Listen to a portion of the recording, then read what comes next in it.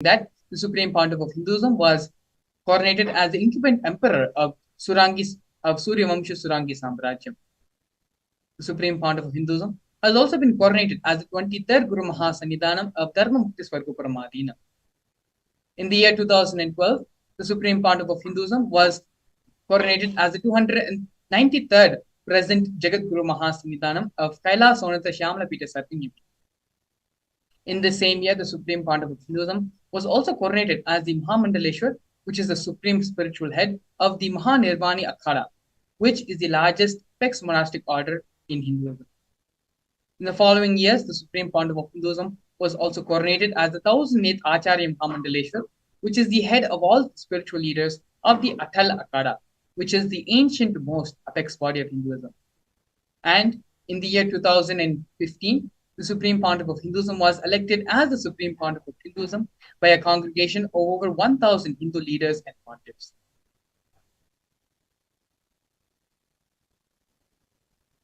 The sovereign state of Sri Kailasa is a macrocosmic, ancient Hindu enlightened civilizational nation, whose vision is living enlightenment for all humanity.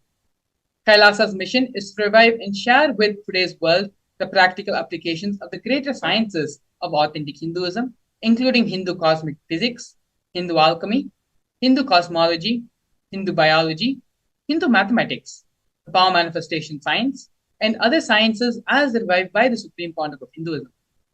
These sciences were once practiced freely in over 56 nations across the continent, but are now facing extinction due to the persecution over a millennium.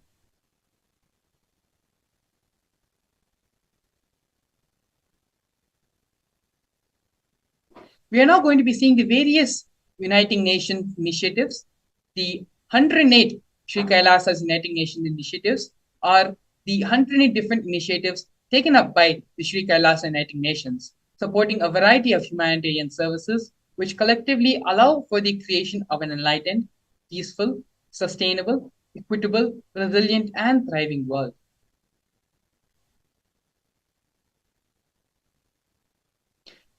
These projects include the No Hungry Home project, offered by Sri Kailasa Uniting Nations for nutritious food and a hunger-free world. Over the past 27 years, more than 1 billion meals have been served by Sri Kailasa. Every month for the past 27 years, the Hindu ASMT community has served more than 3 million annadans, which are the free organic meals as per the tradition, in religious gatherings to everyone without discrimination. 10,000 meals are served daily, free of cost, and up to 100,000 meals are served on festival days. And as you can see here in many of these photographs, Supreme Pontiff of Hinduism himself is performing the Annadan for all the devotees and disciples gathered.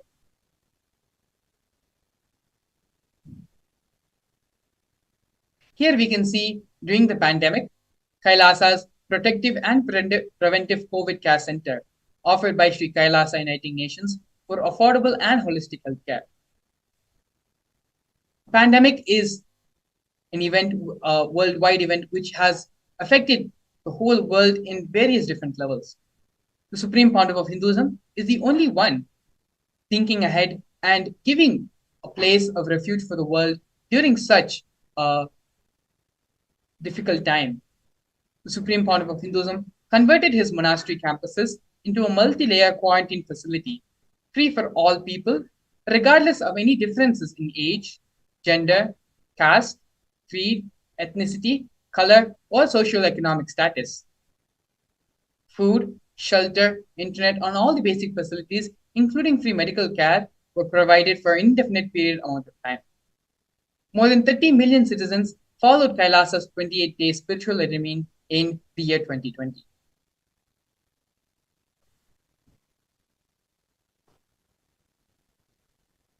Now we're going to be looking at the Nithyananda Hindu University and the Nithyananda Gurukul offered by Sri Kailasa Uniting Nations for education reform and development. The Nithyananda Hindu University is the largest Hindu university established by the Supreme Pontiff of Hinduism. The Nithyananda Gurukul, which was inaugurated on the 2nd of October 2006 by the Supreme Pontiff of Hinduism, is for the revival of the ancient Adishaivite Guru-disciple education system, which is the authentic knowledge transmission system based on enlightenment.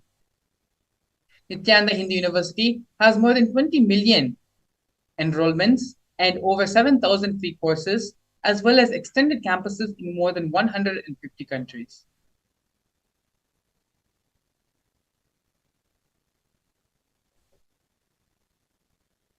Here we can see the Nithyananda Jnanalaya project and the Hinduismpedia project offered by Sri Kailasa Uniting Nations for the protection of Hindu scriptures.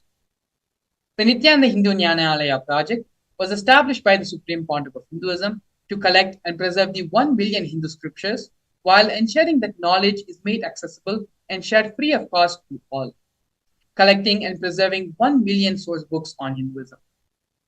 The Supreme Pontiff of Hinduism himself has authored more than 10,000 books in 3 different languages, translated into 50 other different languages, and published 10,000 different articles, given more than 10,000 hours of free discourses with a combined view of more than 1 billion. In the Kailasa's Hinduismpedia project, the Supreme Pontiff of Hinduism has collected more than 15 terabyte of digital books and rare manuscripts from all the 19 serving epitams, ancient muds, and ashrams. More than 1 billion pages on Hinduism, collection of 22,000 digital books, 1,000 e-text books, and over 100,000 articles on various topics in Hindu.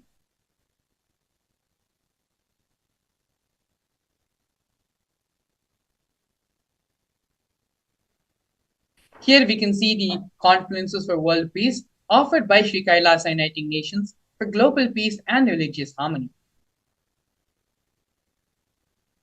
And in the year 2009, the Supreme Pontiff of Hinduism organized a month-long peace walk covering 1,000 kilometers and 1,000 villages to bring together in harmony from all walks of life to promote feeling connection and oneness among the people.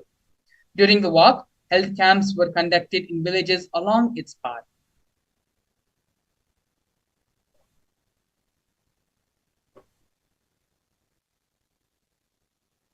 Here we have the women empowerment programs offered by Sri Kailasa United Nations for feminine empowerment and gender equality.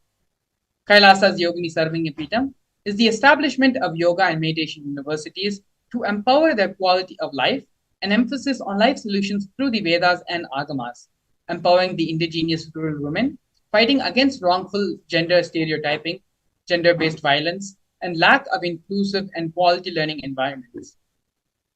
Some of the initiatives taken by Sri Kailasa Uniting Nations for Feminine Empowerment and Gender Equality are the Kailasa's Nithyananda Lakshmi Project, which is a microfinancing service, Kailasa's Women Foundation and Women Empowerment Self-Help Centers, which have been launched in 108 places around the world since its initiation in 2009.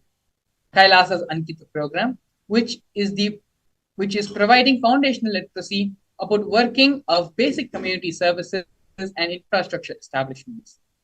Kailasa's Ashraya program, providing vocational training programs to rural and indigenous women to provide equal opportunities and access to independent, self-sufficient financial environments to them.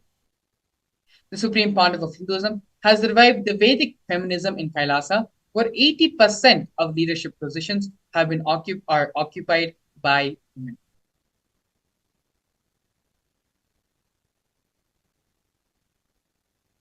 Here we can see the Nithyananda Yoga offered by Sri Kailasa Uniting Nations for yoga. The Supreme Pontiff of Hinduism has revived 108 scientifically validated kriyas, specifically targeting the 108 major diseases and disorders, such as diabetes, arthritis, and blood pressure. The revival of the ancient traditional forms of yoga, where the Supreme Pontiff of Hinduism has revived the ancient pole yoga, which is the Shivastamba yoga, and rope yoga, Kundalini Rajju yoga, in which yogic asanas, postures, and weight balancing technique, the yogic physiology, aligning it to the cosmic manifest superconscious powers. The Supreme Pontiff of Hinduism has also been awarded 2 Guinness World Records for the largest rope yoga and largest pole yoga classes, bringing worldwide attention to these extraordinary forms of yoga. These 2 Guinness World Records have been established on the 30th of September and the 3rd of October in the year 2017.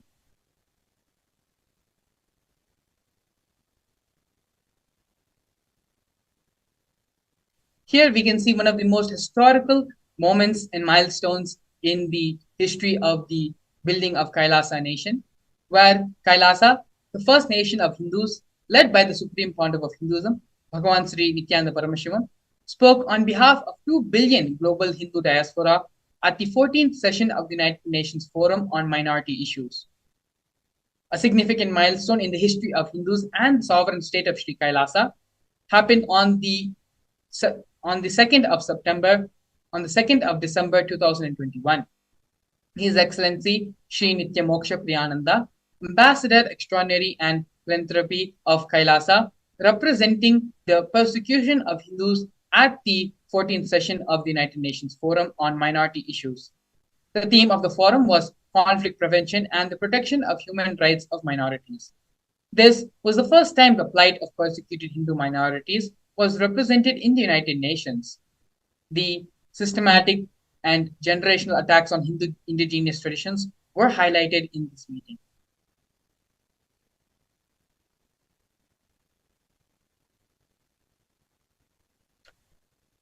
Here we are seeing the various torture and murder attempts by the state and non-state actors on the Supreme Pontiff of Hinduism and on the Nityananda Sangha on Kailasa. Over 70 assassination attempts have been made on the Supreme Pontiff of Hinduism, all physical attacks in India and abroad.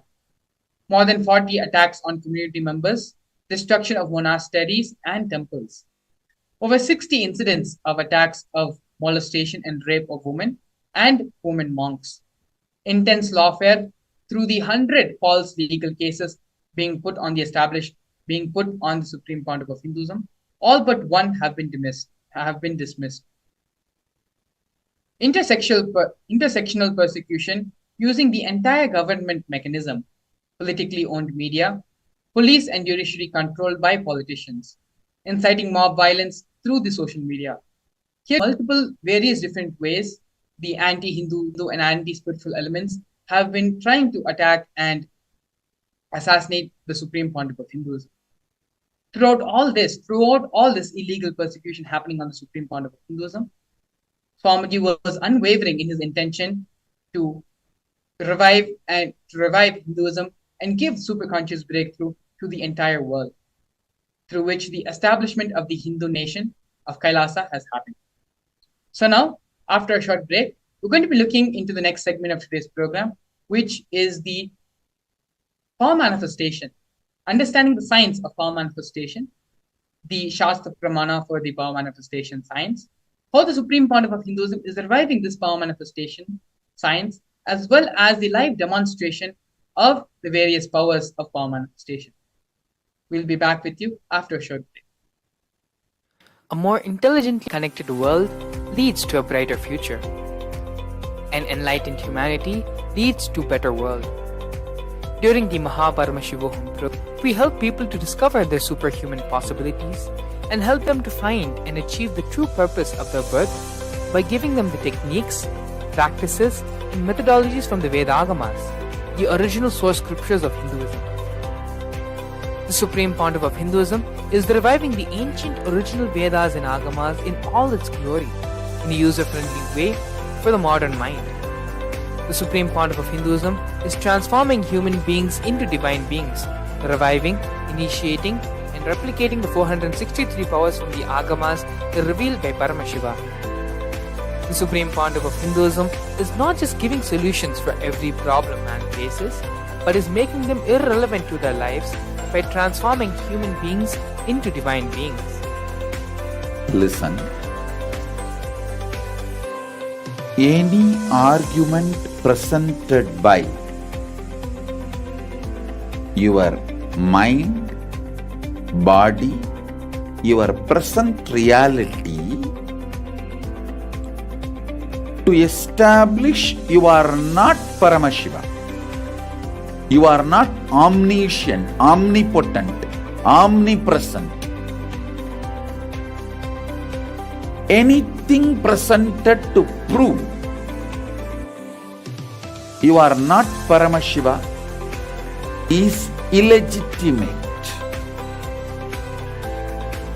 Decide this. This is super determinism. Understand? anything you declare as illegitimate will lose power over you, will die in few days, few minutes, maybe in few weeks, whatever few days it takes. It will not have power over you. Understand, this is the method for sudden enlightenment. This is the method for sudden enlightenment. It happens by the Shaktipada. Here Paramashiva is sitting to tell you all, you are Nithyanandam, we welcome everyone to this beautiful and powerful session on the science of power manifestations. In this session, we are going to be having a beautiful explanation of what is the Shaktis, what are Shaktis, and how they are manifested, how they can benefit our life, and last but most important, we'll be having a live demonstration of the powers of Paramashiva. So now let us understand first what is the science of power manifestation. In the Vedagamas, the source scriptures of Hinduism, Paramashiva reveals in elaborate detail about the fact that every human being is hardwired to manifest the Shaktis of Paramashiva. Manifesting the powers of Paramashiva are described in a systematic method and science for human beings to explore the various possibilities and powers that are there for that can be expressed by every human.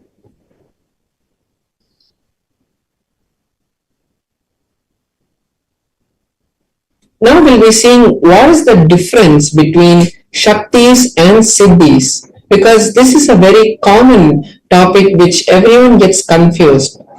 Shaktis are expressed from the space of oneness, from the space of enlightenment as a side effect of feeling connection with the extraordinary divinity or the supreme Paramashiva.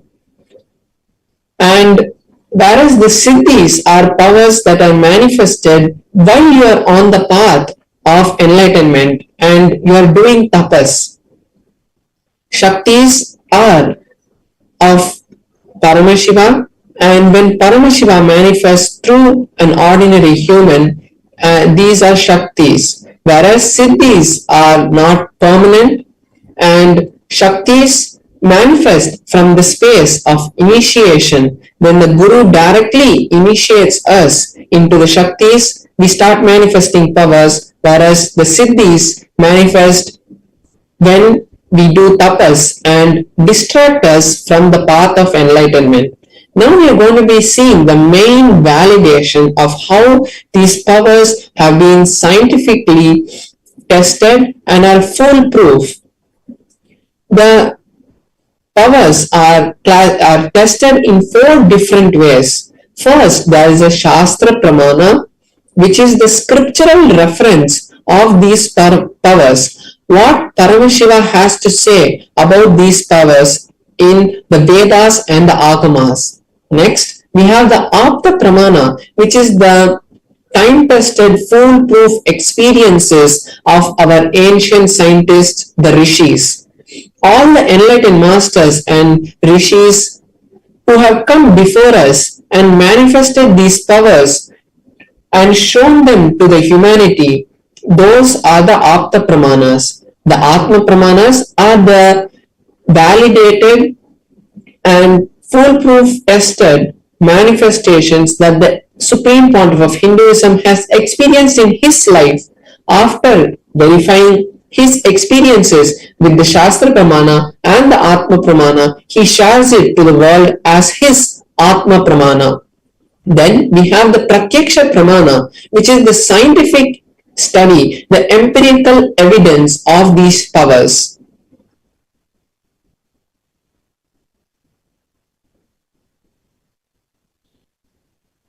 Now we're going to understand from where do these Shaktis come. The source of the Shaktis is Paramashiva. Paramashiva is the source of all the Shaktis. Paramashiva is the primordial divinity in Hinduism, the ultimate reality, and he is the self-effulgent Swayam Prakasha, and he is omniscient and omnipotent. He is there all around us, and he is the one who manifests through us to manifest anything in this world, whether it is just a movement of our hand or it is the manifestation of these extraordinary Shaktis, or it is the creation of universes. Everything manifests from Paramashiva.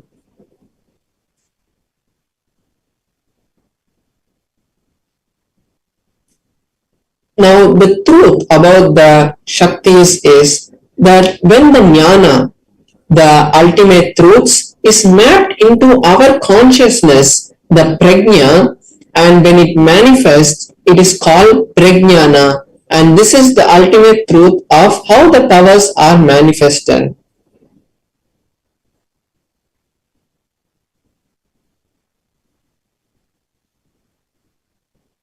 Now we'll be seeing the Shastra Pramana for the power of third eye. The power of third eye is not just the power to read a piece of paper that is there in front of us. It is the power that exists in the intra-organ called the Agnya Chakra, and that is the inter-organ from which all these powers manifest, whether it is body scanning, remote vision, consciousness over matter, any power that manifests actually happens from our third eye center. So the Shastra Pramana for the power of third eye is from the Vijnana Bhairava Tantra, Sutra 34. The verse goes, Kapalantarmanonyasa Tishtannilita Lochanaha Kramena Manaso Dadyat Lakshayet Lakshyamuttamam. The translation goes, by fixing the mind on the inner space within the crown center and slowly with stability without any movement, and keeping the eyes in succession, pulling the eyes in succession to the third eye, one is able to see beyond this physical eyesight and is able to see the goal, the lakshyam, and he attains the space of oneness with Paramashiva. So this is the detailed instruction of how the power of third eye manifests. Now we'll be seeing the Apta Pramana, how our rishis, how the ancient history has shown this manifestation happening. In the beautiful scripture called the Bhagavad Gita, which is in the Mahabharata, when the historical event of the Kurukshetra happened, Bhagavan Shri Krishna revealed to Arjuna the beautiful scripture of the Bhagavad Gita. And in that Bhagavad Gita, Arjuna asks Bhagavan Shri Krishna to show his Vishwarupa Darshana, his cosmic form. And at that time, Bhagavan Shri Krishna tells Arjuna that with these physical eyes of yours, you cannot view this cosmic form of mine. So, I initiate you into the third eye, into the divine vision of the third eye, and with those eyes you can view my cosmic form, the Vishwarupa Darshana. And after this initiation, Arjuna was able to view the cosmic form of Bhagavan Shri Krishna and gave a detailed explanation of the whole cosmic form in the 11th chapter of the Bhagavad Gita. Now we'll see the Atma Pramana, what the Supreme Pontiff of Hinduism experienced when he had the experience of his third eye. The Supreme Pontiff of Hinduism says that the first experience that I was able to see everything around me, above me, the whole 360 degrees, 10 directions below me, everything, I realized Not only was I able to see, I was able to feel and experience all that around me. So the supreme point of Hinduism was able to see beyond the physical eyesight that was there, and he was able to feel everything. He was able to feel the oneness with Paramashiva, which is the creation of this whole world. Equally in both. Now we'll be seeing the power of consciousness over matter, which manifests from the space of Paramashiva. Before that, we'll just quickly see the Pratyaksha Pramana for the power of third eye. What science has found about the third eye? So when the PET scan, a type of brain scan, was conducted on the supreme pontiff of Hinduism himself, then intense amount of frequencies which were being emitted from the frontal lobe of the supreme pontiff of Hinduism. So they have found that when the supreme pontiff of Hinduism state of Samadhi or meditation, there was a high amount of frequency, which was a high amount of energy, which was being found exactly where the point of the third eye is. So this is the Pratyaksha Pramana, the empirical evidence for the power of third eye. Now we'll be seeing the Shastra Pramana for the power of consciousness over matter. The power of consciousness over matter is also in the Vijnana Bhairava Tantra, and it is in the Sutra 120, Dharana 95. Kvachid vastuni vinyasya shanay drishtum nivartayet tajnanam chitta sahitam devi shunyalayo bhavet. Beautifully, Paramashiva says in this verse, by having fixed one's eyes on a particular object, vastu, one should slowly withdraw the gaze, the sight from that object, as well as slowly eliminate the knowledge and the thoughts and impressions of that object. Then, O Devi, one abides in Shunya, the state of all-inclusiveness and infinite oneness. So this is the beautiful meaning of the Shastra Pramana of the power of consciousness over matter. Now, we'll be having a live demonstration of the power of consciousness over matter. So here I'll be manifesting the power of consciousness over matter by placing my Atmalinga on my hand. My hand will be placed on a flat surface, and I'm going to be placing my Atmalinga on top of my hand. And when I connect with Paramashivam, we'll be having the beautiful darshan of Paramashiva manifesting the Atmalinga to stand. So just before we enter into the power, I'll be showing my hand also in a close-up camera so that all of us can see how the Atmalinga is standing, and how in my hand there is no strings or any other thing which is attached. And we also can know that the Atmalinga is made of a crystalline material, so there cannot be any magnetic substance, magnetic material which is used to make the Atmalinga stand. And so now we have the close-up camera. So here you can see my hand, and there's no strings tied, there's no glue or anything, and we can also see the Atmalinga also, there is nothing tied to it, and as it is a crystalline material, there cannot be any magnet which can be used to make the Atmalinga stand. So now I'll be connecting with Paramashiva and chanting the Mahavakya, and when I do so, I request all the other viewers watching us live on all our other social media platforms to take this time to create your reality, because when we connect with this kind of space, when we manifest powers, we create a strong Vatavarana, we create a strong environment for all our desires to be manifested, because at that time we are in the highest frequency and the closest connection with Paramashiva. So any desire, any boon you want from Paramashiva, just start posting them in our chat, and automatically you will see that these realities start to manifest, because it is not us who manifest these powers. It is directly Paramashiva flowing through us which causes these powers to manifest. So now I'll be chanting the Mahavakya, and all of you join along with me and chant the Mahavakya. Om Nithyananda Paramashivoham. Om Nithyananda Paramashivoham. Om Nithyananda Paramashivoham.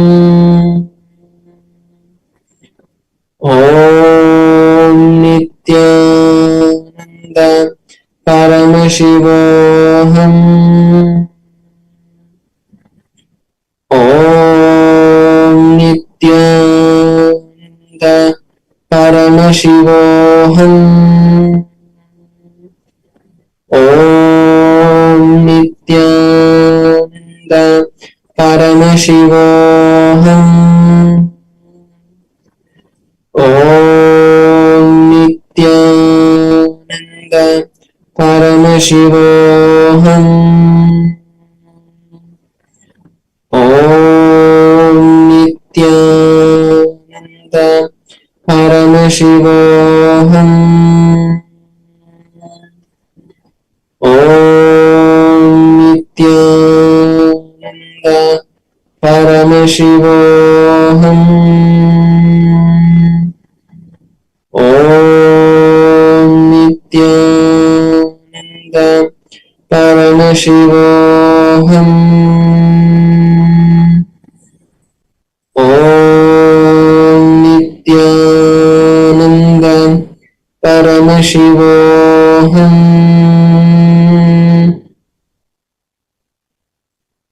So beautifully, we saw how the Atmalinga rolled.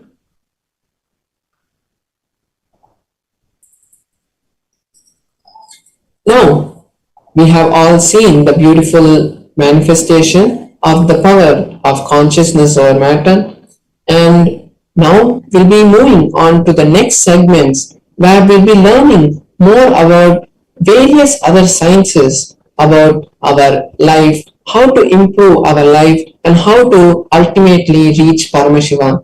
So stay tuned. After a short break, we'll be back with you with various other programs and events on teaching you how to create Paramashiva in your life. Thank you, Nithyanandam.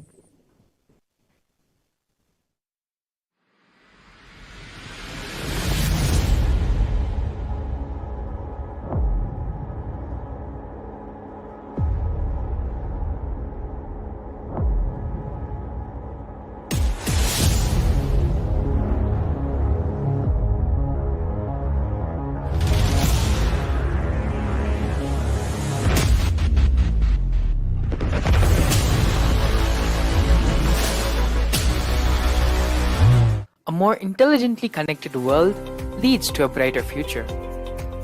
An enlightened humanity leads to a better world.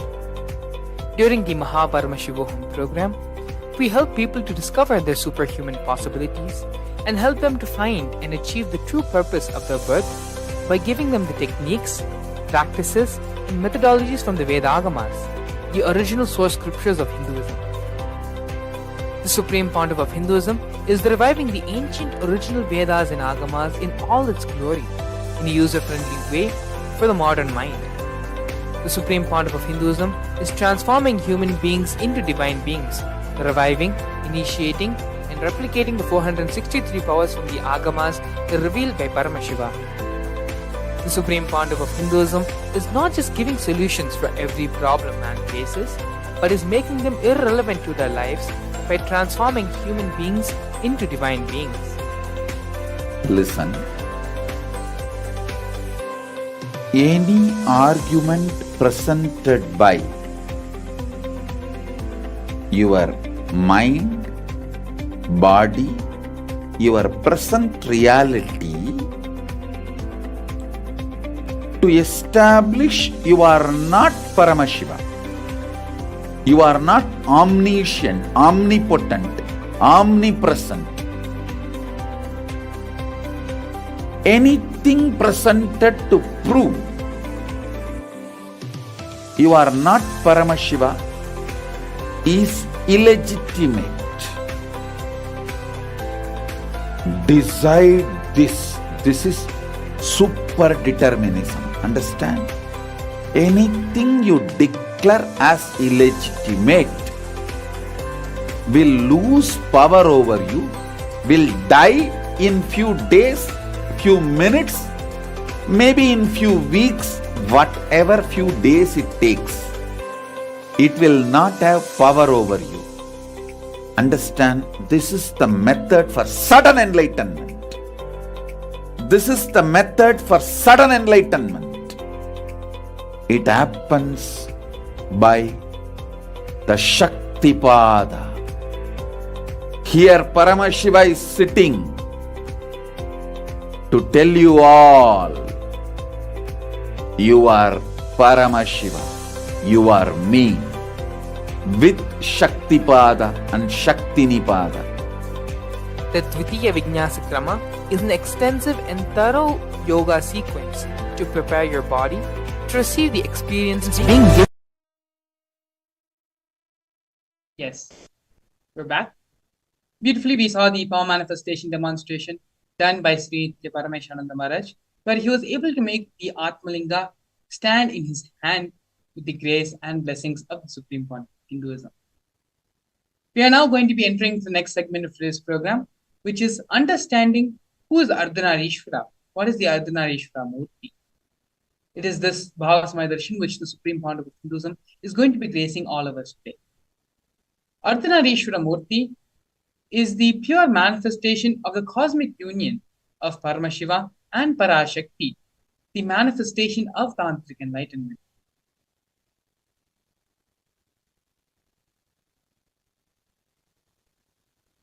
Once, when Devi was meditating, inside her being, the feminine energy got awakened. The 10th day of the Kartikeya Brahmotsvam, Devi becomes part of Shiva, Ardhanareeshwara, and liberates the whole cosmos. Devi is the representative of the whole cosmos, of the whole universe. Whatever has expanded from him, from Devi, he just takes them all back and gives them the feeling, you are my part, reuniting, the reunion.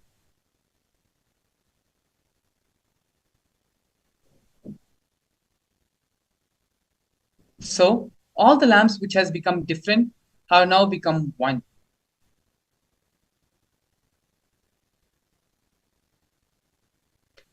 This is Prakriti Devi. By evening, all of them come back and become one with the Purusha. This is what Devi becoming Ardhanareeshwara, the Prakriti becoming Purusha, is the celebration. These are the direct words of the Supreme Pontiff of Hinduism, explaining the significance of the Ardhanareeshwara Leela happening.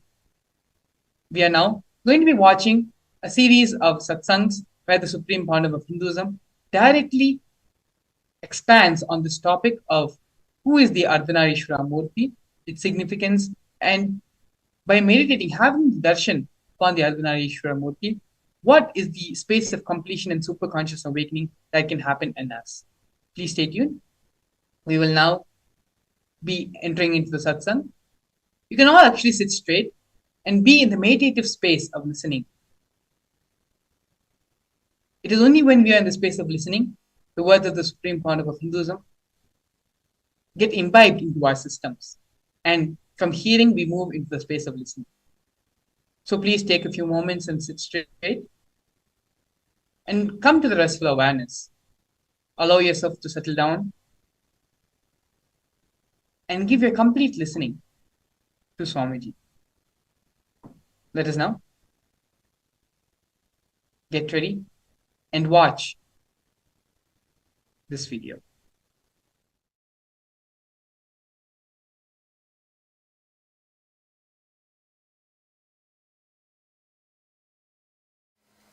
If you see our deities, they will have two wives.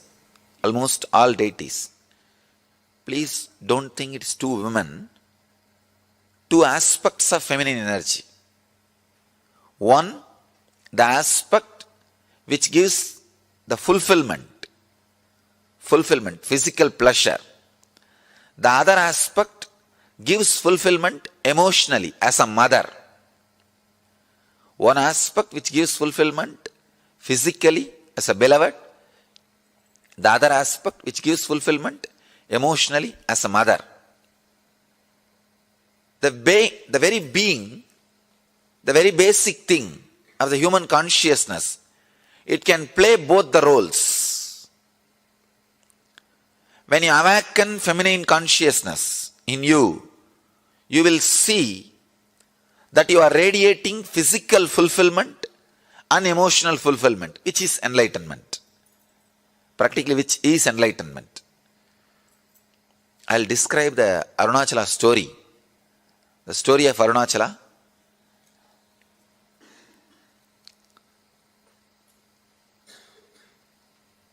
The whole Arunachala story is story of women, story of feminine energy. The story says that Devi was meditating and inside her being, the feminine energy got awakened. Please understand, not masculine. Feminine energy got awakened. She became Ardhanareeshwara. The description exactly it says, in Devi, the feminine energy is awakened and she became Ardhanareeshwara. Means half male, half female. You'll be surprised. See, in male, if female energy is awakened, and the description says he became half male and half female, perfectly all right. You can understand. But the story says, in Devi, the feminine energy, the feminine Shakti is awakened and she became Ardhanareeshwara. Means, when a woman experiences fulfillment, she experiences her beloved aspect and mother aspect completely.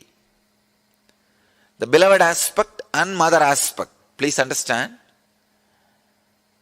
If you are just beloved, you will be materialistic, outgoing. If you are just mother, you will be introvert, caring, compassionate. But both awaken a new consciousness in you. I can say complete fulfillment.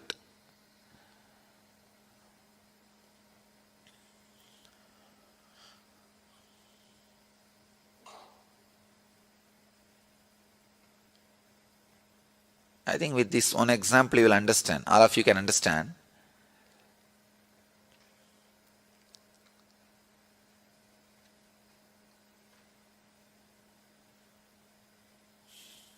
With this one example, all of you will be able to understand that mother and beloved dimension. If you are missing the mother dimension, naturally just a beloved dimension cannot fulfill you. If you are missing the beloved dimension, just the mother dimension cannot fulfill you. The body and emotion, both will have fulfillment only when you experience both the dimension. A person who can experience both dimension is Ardhanareeshwara. Please understand, Ardhanareeshwara does not mean just half. Ardhanareeshwara is the person who experience both dimension of feminine qualities. Both dimensions of feminine qualities. When a man becomes enlightened, he becomes a leader. When a woman becomes enlightened, she becomes mother and beloved. Ability to radiate both dimensions. So the Arunachala story describes Devi. She expressed her both dimensions. That is why she became Ardhanareeshwara. She experiences and radiates Ardhanareeshwara consciousness. Each one of you were carrying the feminine energy. awakening that feminine energy is enlightenment. Please understand. The first introduction to Tantra, I'll get the sutras and read the sutras to you guys. You will be surprised. First introduction to Tantra. Shiva has spoken 64 Tantras. 64 Tantras and around 60,000 sutras.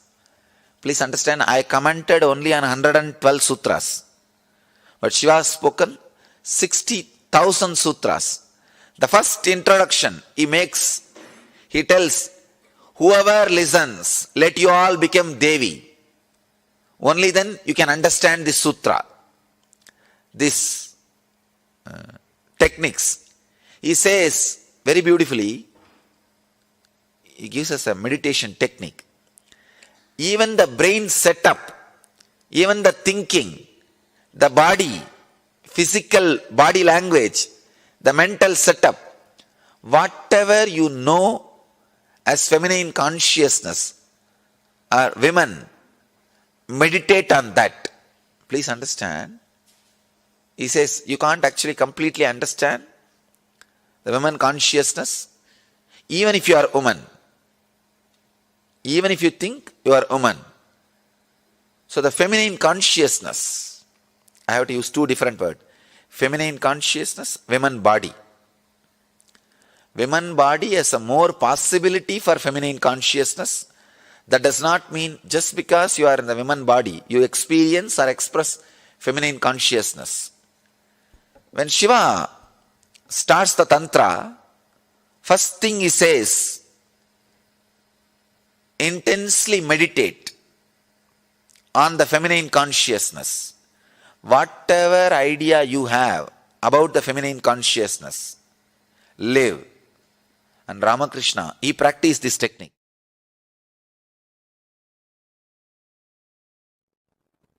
The word Tantra simply means technique,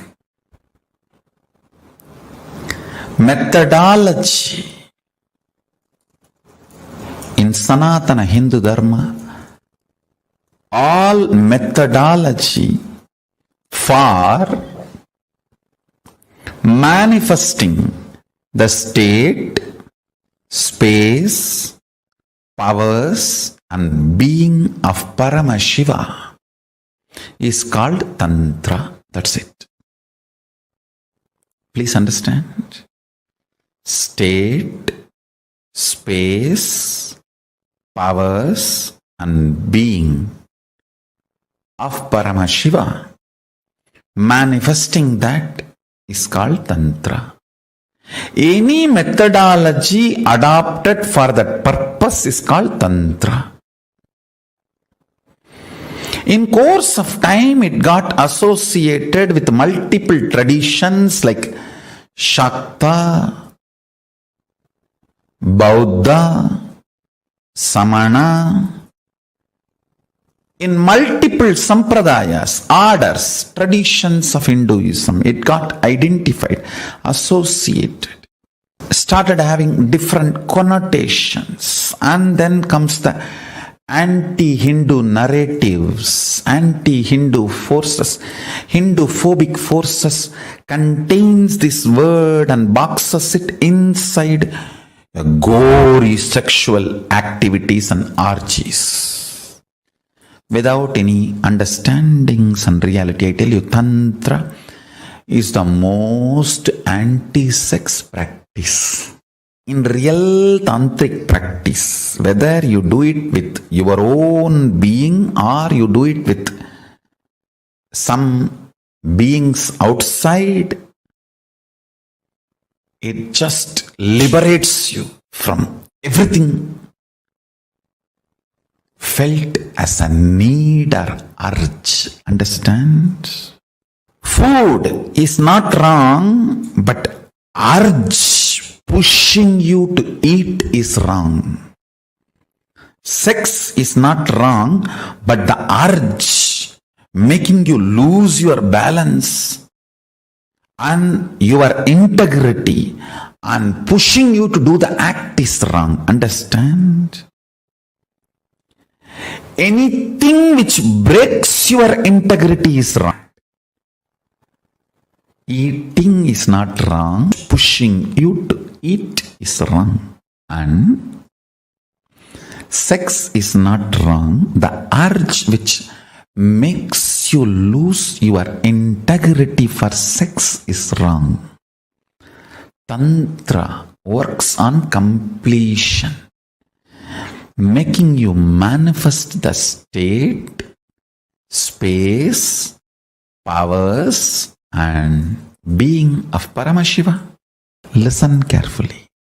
Multiple, various techniques to experience the state of Paramashiva, like unclutching, completion, to experience the space of Paramashiva, like integrity, authenticity, responsibility, enriching, causing,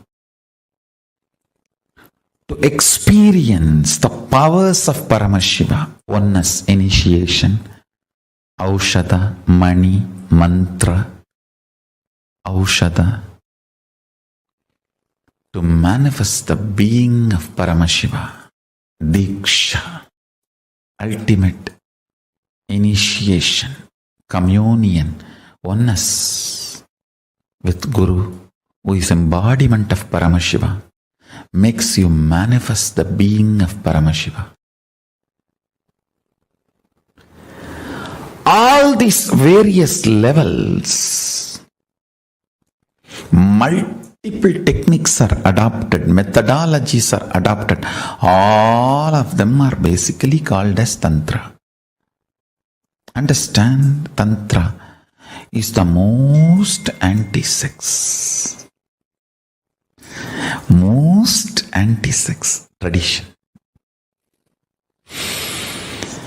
If you believe, if you are told Tantra is the sexual tradition, you are cheated.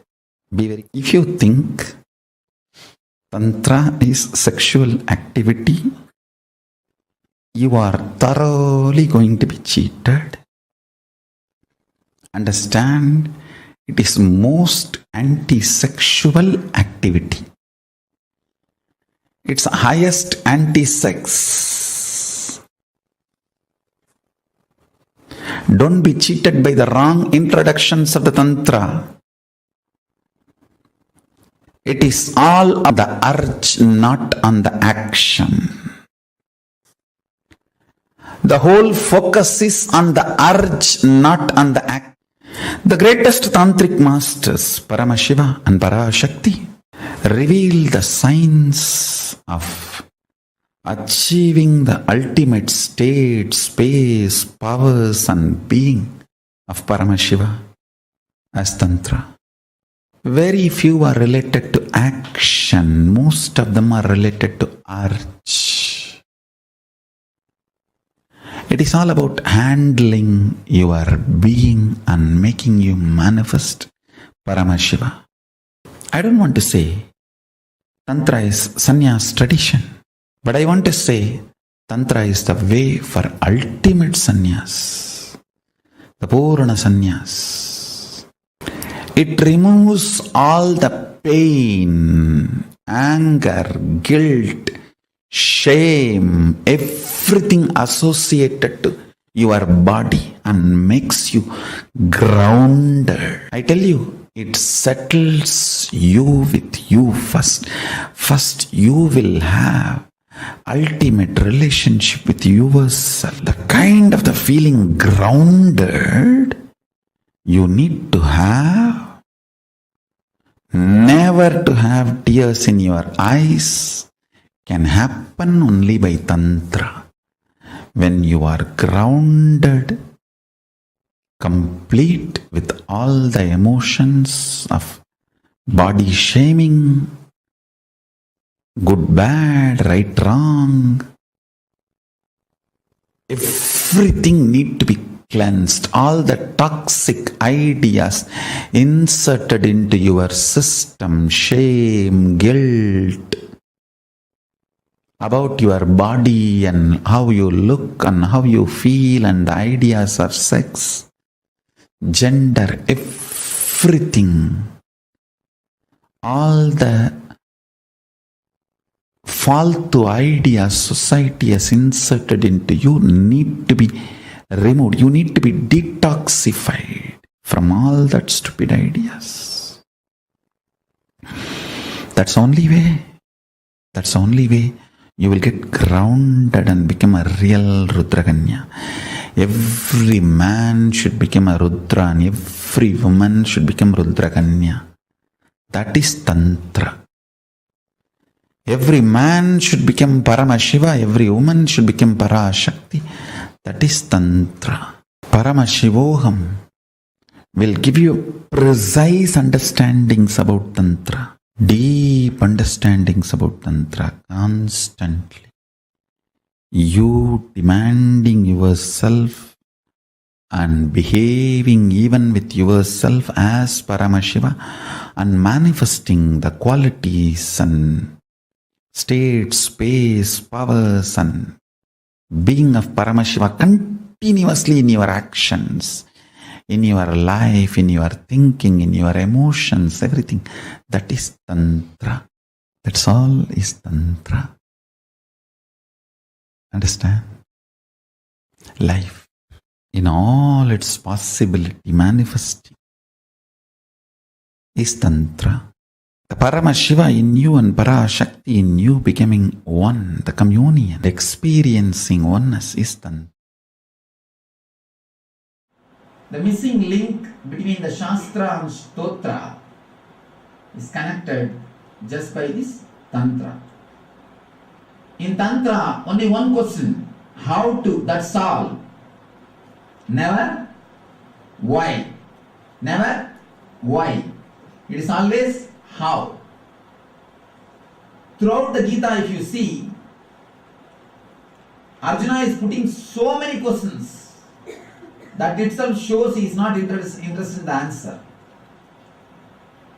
When you put too many questions, be very clear, you are not interested in the answers. So many questions Arjuna is asking. And Krishna is replying. That is why Gita is a philosophy. Shastra. Gitasu Upanishatsu Sarva Vidyaya Yoga Sastre. Shastra. Somebody asked me, Swamiji, why Gita has become so popular? Why not Vijnana Tantra? He said, no, this is only for intelligent people. Naturally, intelligent people are very few. This is not for mass. This is not for intellectuals. This is for intelligence. People who are working in the field of intelligence. People who are intelligent. Only for them, this Tantra. Throughout this Tantra, only once Devi asks only one question, that's all. Devi puts only one question. That is not even a question. Just she awakens Shiva to deliver this, that's all. It's not even a question. Just she gives chance for Shiva to express himself over. But throughout Gita you can see so many questions again and again and again. If you want to become scientist, ask how. If you ask why, you will become a philosopher. If you ask how, you will become a scientist. Tantra answers only the how, never the why. Tantra answers how. It gives you the technique straight away. Tantra is not at all concerned about the truth. Please be very clear. It is not at all concerned about the truth. It is concerned about your experience of truth. It doesn't want to sell words. It doesn't want to sell empty words. Tantra is not a bookshop. It is not even a library. It is just laboratory. Shastras are libraries. Tantra is a laboratory. It is concerned only about the alchemy process. It wants you to reach it over. It never bothers about what is truth. It bothers how you can reach, how you can achieve. Tantra is too great truth. It is too much on a common mass, on a common man. Normal man cannot just or tolerate.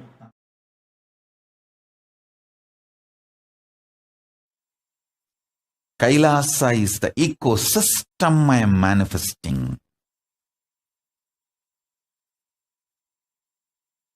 where in this ecosystem people will flower to their highest possibility.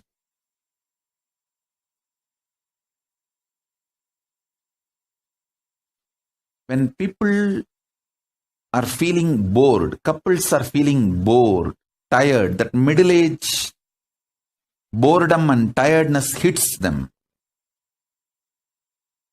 they should be given the signs of Tantra. They should try to find oneness, not just body alone, through the mind, the common goals, common emotions, commonly what they enjoy, art, science, different fields.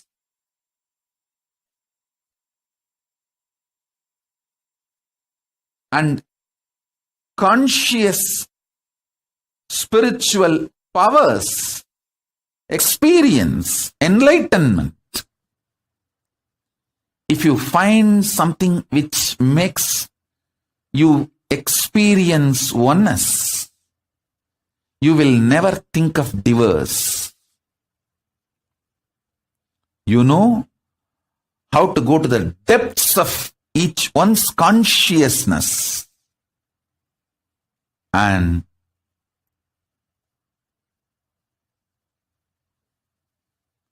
manifest oneness.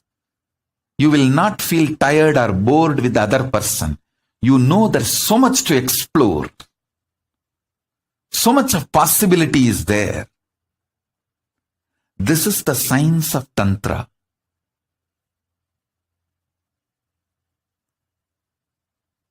This is the foundation of Tantra.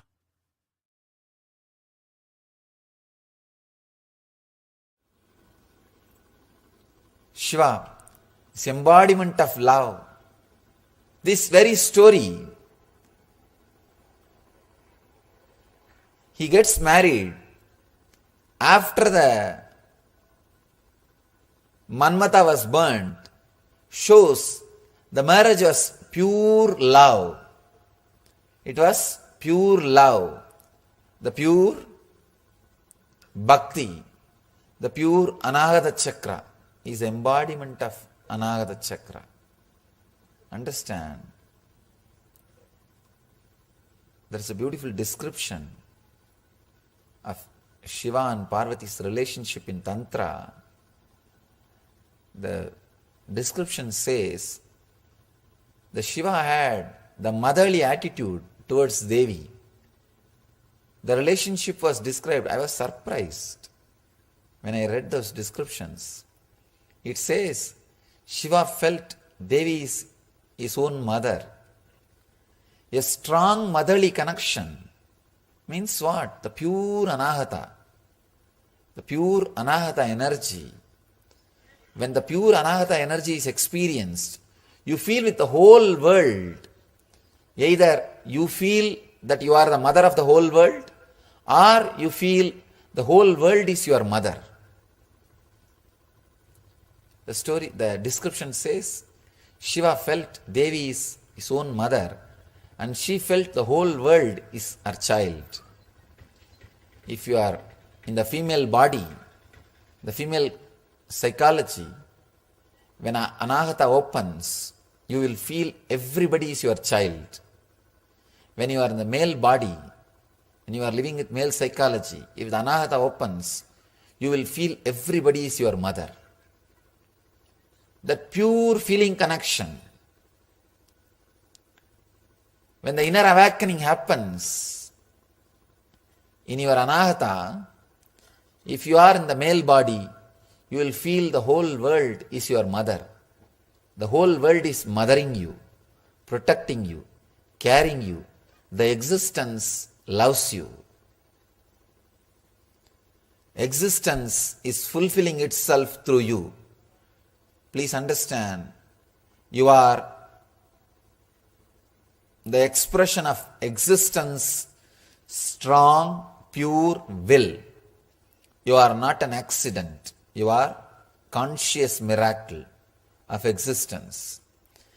When your anahata opens, I tell you even this one example you can understand. If you fall in love with somebody, suddenly, even if you fall in love with one person, suddenly you will see so much of fulfillment. And you will feel everything is so rosy, flowery, green. It's because of anahata.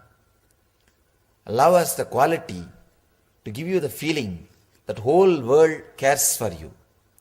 Whole world mothers you. Shiva's anahata is awakened anahata. That is why even with Parvati, with Uma, he has such a deep feeling of motherly love. What Ramakrishna and Sharada Devi exhibited, that strong feeling of motherly love means awakened anahata. Tantra is consciousness centered tradition. It is not body centered, mind centered, emotion centered. It is consciousness centered tradition. Adhara chakra, symbolic conscious representation of the sex energy, is described with the 4 petals, lotus. 4 petal lotus.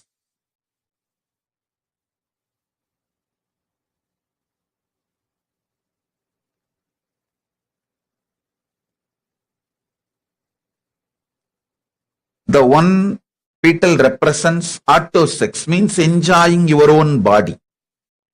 Like even eating tasty food comes under autosex. Eating tasty food up to masturbation, whole thing falls under autosex. Enjoying your own body. The second is enjoying your own gender, same sex.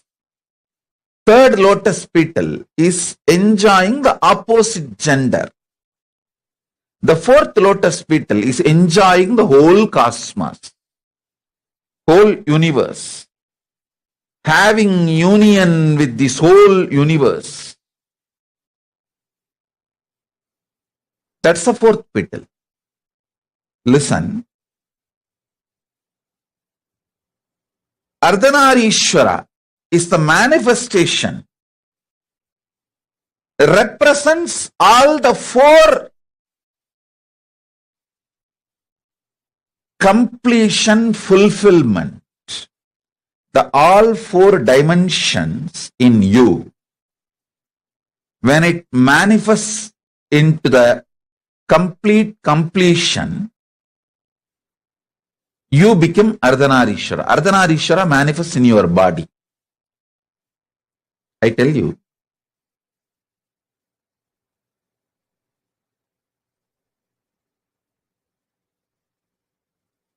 most powerful sexual energy is radiated by the kids who are taught from young age to connect with Krishna or Muruga.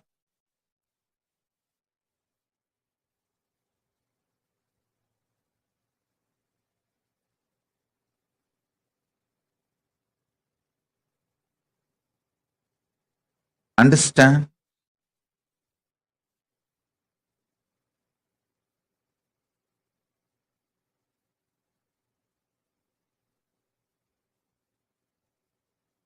In Hindu tradition, if you are born from Vaishnavite family, in the young age itself, you will automatically pick up Krishna as your beloved if you are in the female body, if you are in the male body as a friend. Whether you are a male or female, you will develop some kind of an attachment, feeling connection with Krishna from the young age. Same way, if you are from Shaivite family, you will develop the connection with Muruga, Subramanya. The kids, male or female, who develop this kind of a fantasy-centric, I'm using the word fantasy-centric, which is very low and in a way even not completely expressing what I want to express, but the English has only the fantasy word. I can say that visually having union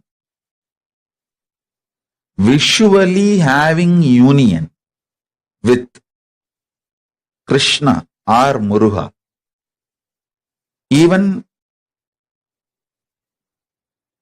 intimate friendship,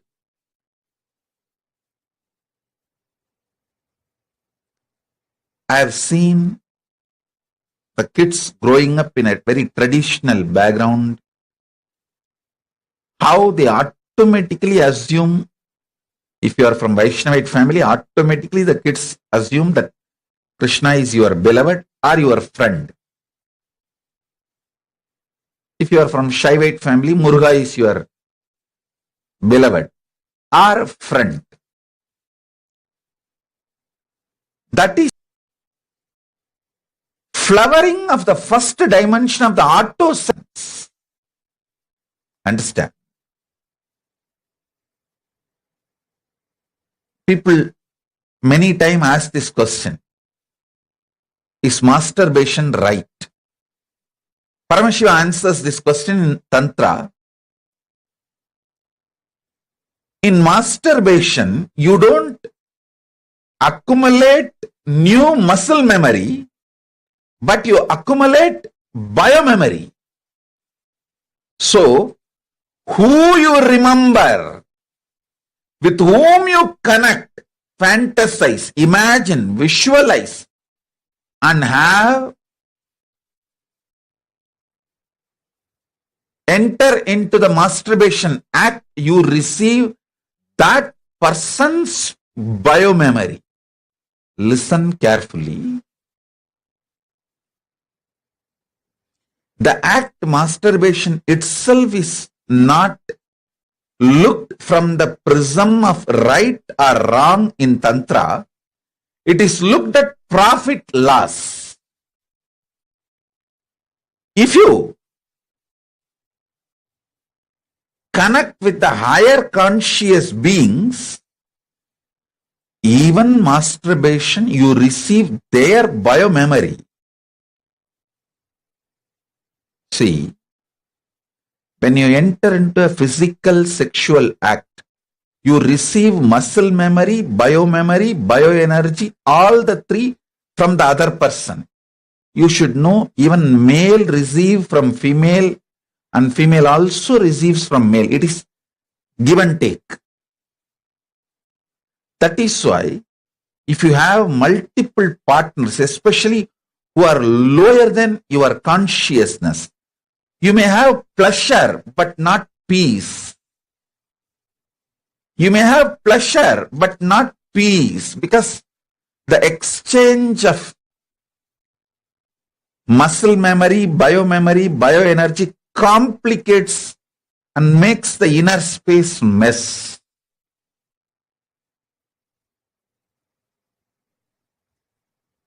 In masturbation act, you don't receive muscle memory, but you receive biomemory. So with whom you visualize matters.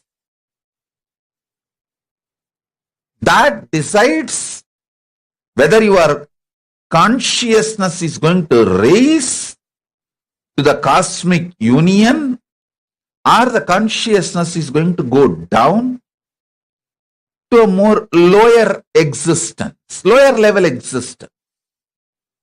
See, life is all about profit loss calculation, not right wrong dictations.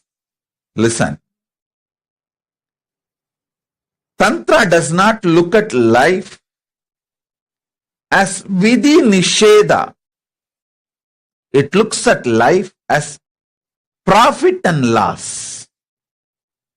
It just tells you what can profit you and what can bring loss and leaves the decision to you.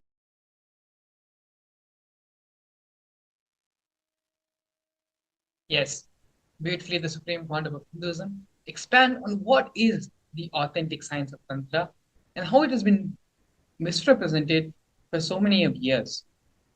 The supreme founder of Hinduism also gave clarity on how we can raise ourselves to become in union with the whole cosmos. Let us now look into the internalization exercise based on the teachings which Swamiji has given. We're now going to be looking at the body and the internal organs as well as the intra-organs, which is our consciousness. Information you received through your senses from the outer world and the actions you do, both of these travel into the internal organ and from there to intra-organ, and from there impacts the consciousness which is operating the system. Same way, any conscious decision will persistence you take moves from consciousness to your intra-organs, from intra-organs to your internal organs, and from your internal organs to your body. Understand, all the diseases travel from body to consciousness, travel from consciousness to body. All the bad things from body to consciousness, and all the best things from consciousness to body. That's all is Tantra. These are the direct words of the Supreme Founder of Hinduism, delivered to all of us on the 12th of January 2018. Information from senses travel from a body to the internal organ, to the intra-organ, and then to consciousness. When you take a conscious decision, the will persistence travels from your consciousness to your intra-organs, to your internal organs, and then to your body. Apply this formula in your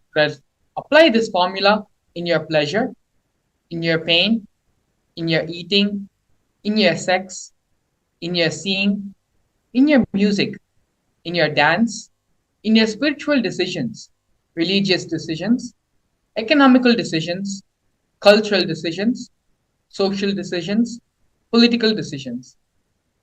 Pen down your understandings. For example, your conscious decision to do yoga at 5 a.m. in the morning travels from your consciousness to your intra-organs, to your Agnya Chakra, the third eye, the seat of will, and from there moves to your internal organs and to your body. So we are now going to be taking the conscious decisions which we want to take in our life. Here we have another example. You see your favorite food in a hotel, restaurant, and your body sends a signal to the internal organs. Your stomach starts feeling hungry, saliva starts getting produced in your mouth. The signal travels to your intra-organs. Your root center, Mooladhara Chakra, gets triggered. You fantasize about eating the food, how tasty it would be if you eat the food, and sends a signal to consciousness to indulge in the act. In the same way, apply this formula in your pleasure, in your pain, in your eating, in your sex, in your seeing, in your music, in your dance, in your spiritual decisions, religious decisions, economical decisions, cultural decisions, social decisions, and political decisions. Pen down your understandings. This example is a very practical and very understandable example. We the information which is being perceived by our senses in various different ways, through sight, through the hearing, the touch. All these information which we are receiving through our senses is being sent to us, to our from our internal organs, and then finally to our consciousness, where the decisions are made. All these decisions are reactionary decisions which we are taking based on the information which is being received by us. In the example which is beautifully given here, when you see a food and you know how it tastes, you start desiring that.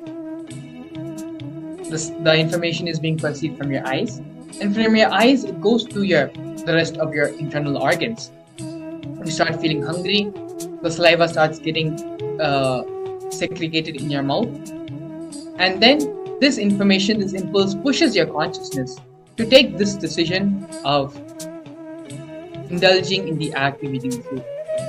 So the same way how throughout our life, throughout our day-to-day activities, so many of our decisions are being made based on the reactions which we perceive, which are taking in from our senses. Let us now take the conscious decisions which we want to manifest in. As the example we have previously seen, in yoga, if we want to get up in the morning and do yoga, it is a conscious decision, conscious will to wake up in the morning at 5 o'clock every day. Taking that decision from your consciousness, it travels to your third eye center, the seat of the will persistence where the decisions are made.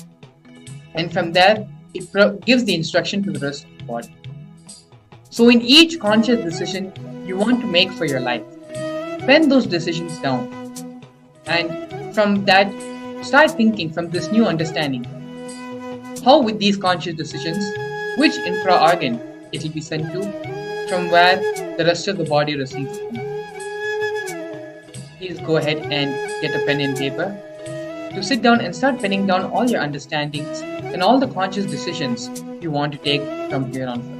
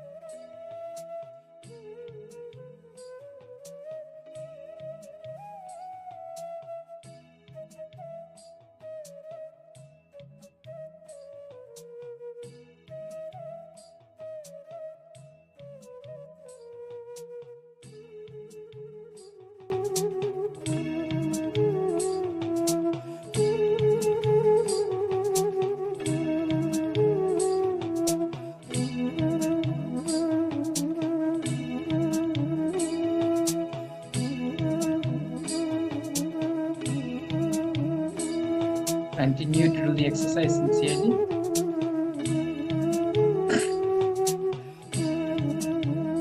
Continue to do the exercise sincerely.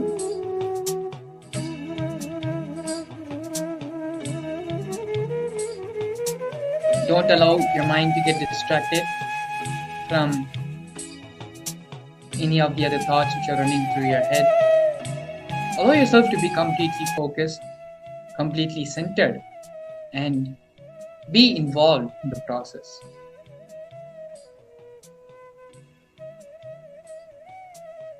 Let us use this opportunity, this space the Supreme Pontiff of Hinduism is giving us all, before we enter into the Bhava Samadhi Darshan, to allow us to expand and allow the superconscious breakthrough to happen. When we do these processes, these internalization exercises, we open up the door in our being to allow the Supreme Pontiff of Hinduism to land in us when the Bhava Samadhi Darshan is happening. So please continue with the exercise, with the workshop. Very sincerely, please sit and write all the new cognitions, new thought currents, new understandings you want to carry now going forward, and map them from your consciousness to which intra-organ, from where the signals will be sent throughout the rest of the body. Please continue.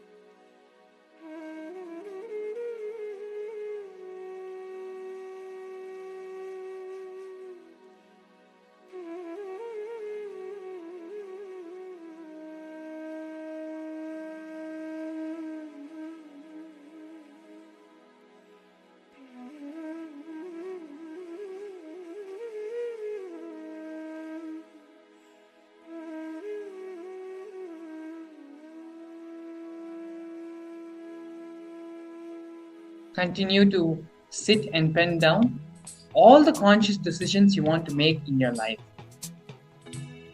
Start penning down all those decisions, all the changes you wanted to implement in your life. Every morning when we all wake up, we all have those 5 or 6 things which we want to change in our life, which we want to accomplish that day. But by the end of the day, our mind wanders and by the time we go to bed, we realize that none of the things which we wanted to accomplish have happened that day. This is a vicious cycle which we are constantly suffering from, day in and day out, not able to manifest the reality which we want to manifest for ourselves. Now, through this process and through the Ardhanareeshwara Bhava Samadhi Darshan, which the Supreme Pontiff of Hinduism is going to be gracing us for in a short while, it can happen only when we allow ourselves to open up and identify the things which we want to manifest in our life. Once we have finished this internalization process, the next step is having the darshan of the Supreme Pontiff of Hinduism.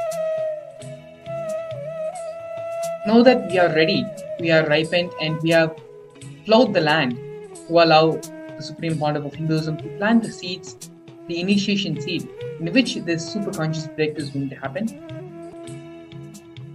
Let us register for the Paramashivam program, which is going on right now currently.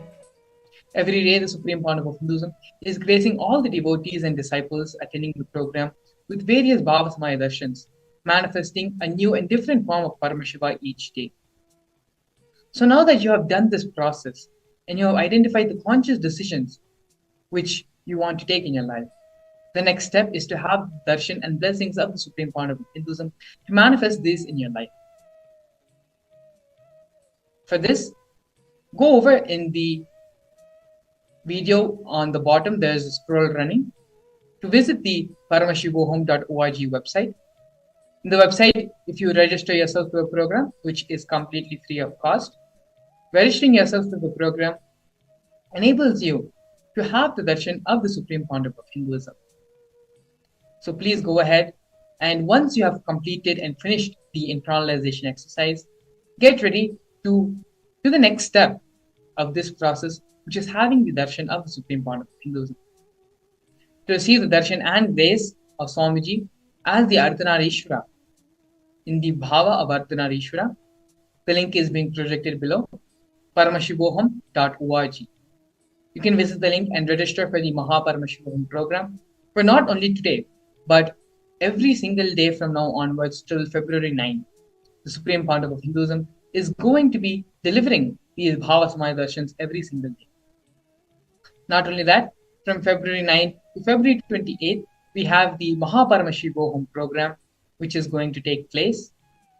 That is another life transformative life-changing opportunity. So, doing the internalization exercise alone is not enough. What we are doing right now is just plowing the land of our body to be ready to reap and receive the blessings of Samadhi. So with this, please complete the internalization exercise and head over to paramashivam.org to register yourself for the Paramashivam program.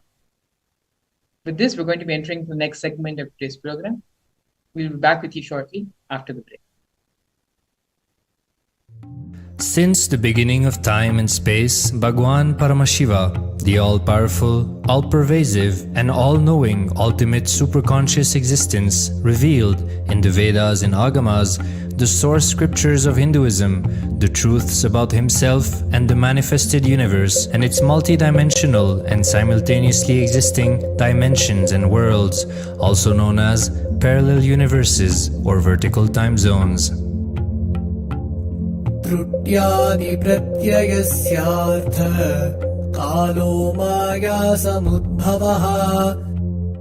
The Kala Tattva, which gives rise to the knowledge of various time zones and parallel universes such as Truti and others, is originated by Ananteshwara from the impure Maya.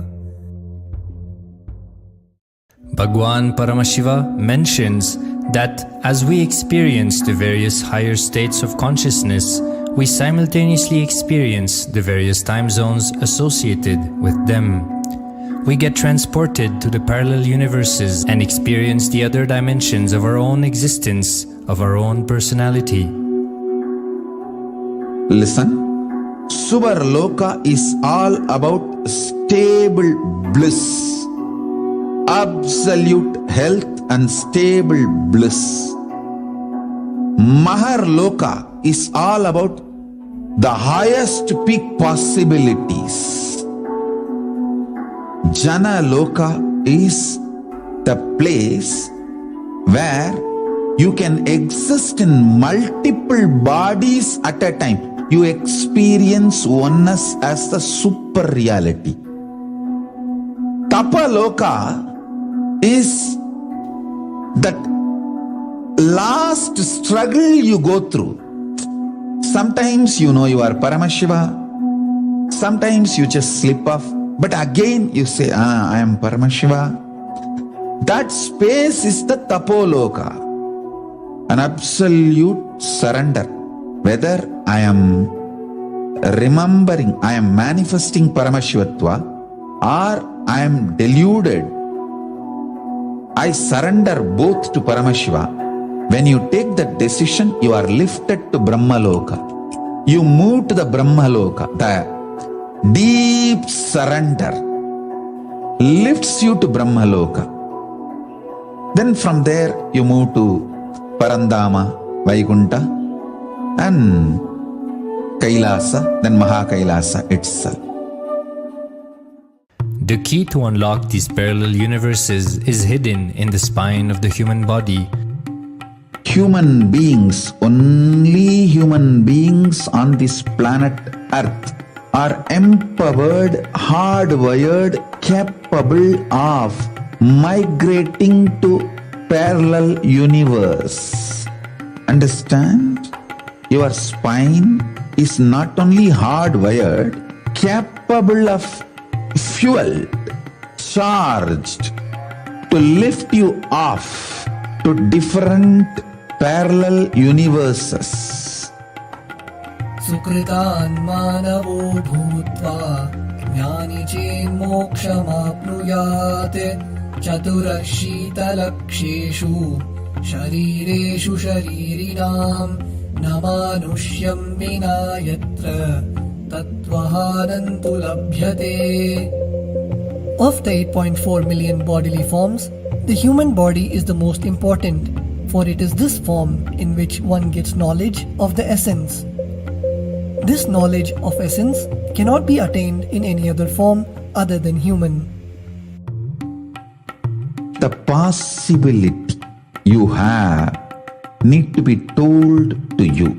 Understand? Even though animals have spine, because the majority of time they spend horizontally, the spine is not capable of getting fuel with a subtle fuel called ojas. The ojas need to be filled in your spine and the kundalini need to be ignited for you to reach parallel universe and different vertical time zone spaces. When our state of consciousness is raised, we start experiencing these higher lokas, allowing the various possibilities and powers available in these universes to start expressing in our own human body. Recently, scientists have discovered that the human body, particularly in the brain, naturally produces light in the form of biophotons, and that when our state of consciousness is lifted, the brain moves from producing a normal 20 photons of light per centimeter square per second to more than 100,000 photons of light per second. That shows us that as we start to experience higher and higher states of consciousness, we start to produce huge amount of light, which is directly proportional and translatable to the amount of possibilities and powers that start to manifest on this plane, as well as the freedom from pains and sufferings experienced by beings in lower states of consciousness. These higher lokas gives you various possibilities, powers. For example, visualize you going to a different country where the electronic gadgets are easily, freely available. So naturally, everything you can gain through the electronic gadgets will be available to you freely. Same way, Kamadhenu, Karpagavriksha, Parijata, all these are like different gadgets, possibilities available in different lokas. Please understand, a permanent, irreversible power manifestation from the upper lokas is possible. When powers start to express in the human body on the Bhuloka, our present plane, we reach a point of no return, where the cognitive shift which happens in us about who we are and what is the real hidden behind this perceivable world frees us from the deluded ideas we have about ourselves and the life in the cosmos.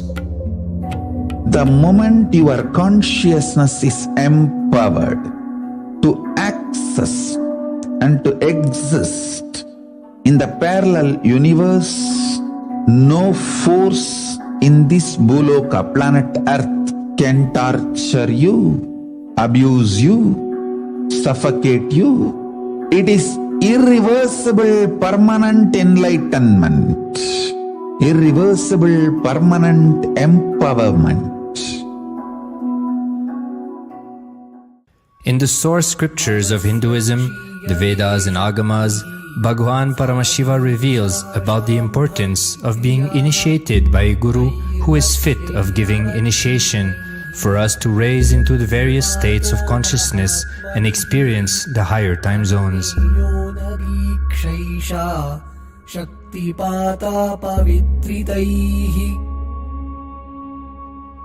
The potency of Anavamala, which veils the innate and essential nature of the soul, is set into the decaying phase by this specific activity. Such specific activity is characteristically called Diksha. The intimate communion between the Blessed One and the Blessing One is very rare and difficult to occur. The Supreme Pontiff of Hinduism, Jagat Guru Mahasannidhanam, His Divine Holiness Bhagwan Nithyananda Paramashivam, is the 1008th incarnation of Paramashiva as per Hinduism, living amidst us today. Starting out at a young age and enduring years of intense penance, he persevered with the single-pointed vision of experiencing the ultimate oneness with Paramashiva, known as Paramadvaita. He traversed the length and breadth of India initiated by his gurus into yoga, tantra, and other Eastern metaphysical sciences. After having many profound spiritual experiences, he finally received the ultimate experience of Paramashivoham, I am Paramashiva, from his guru Ardhanareeshwara, an incarnation of Paramashiva himself in the holy town of Tiruvannamalai in South India.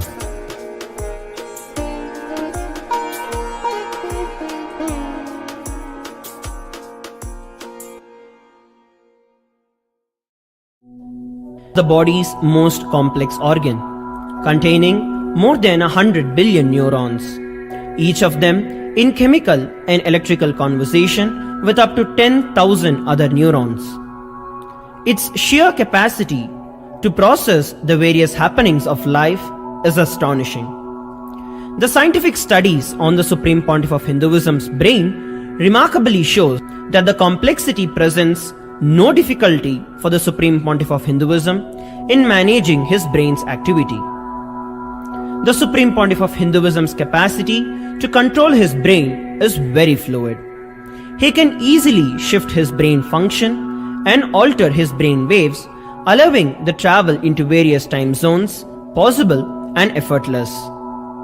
The results from the scientific studies conducted on the Supreme Pontiff of Hinduism showed that the human body and brain is able to choose to alter the body and to travel to other dimensions at will. The possibility for people to experience the healing capabilities as well as the higher states of consciousness is an event of immense benefit for humankind. The science of altering the rates and progression of many physical diseases, mental instabilities, and ultimately the superconscious breakthrough has now been made available and achievable for today's humanity. The Supreme Pontiff of Hinduism is a bridge between the visible and the invisible. He is also a bridge between the age-old world of mysticism and the modern world of science and discovery.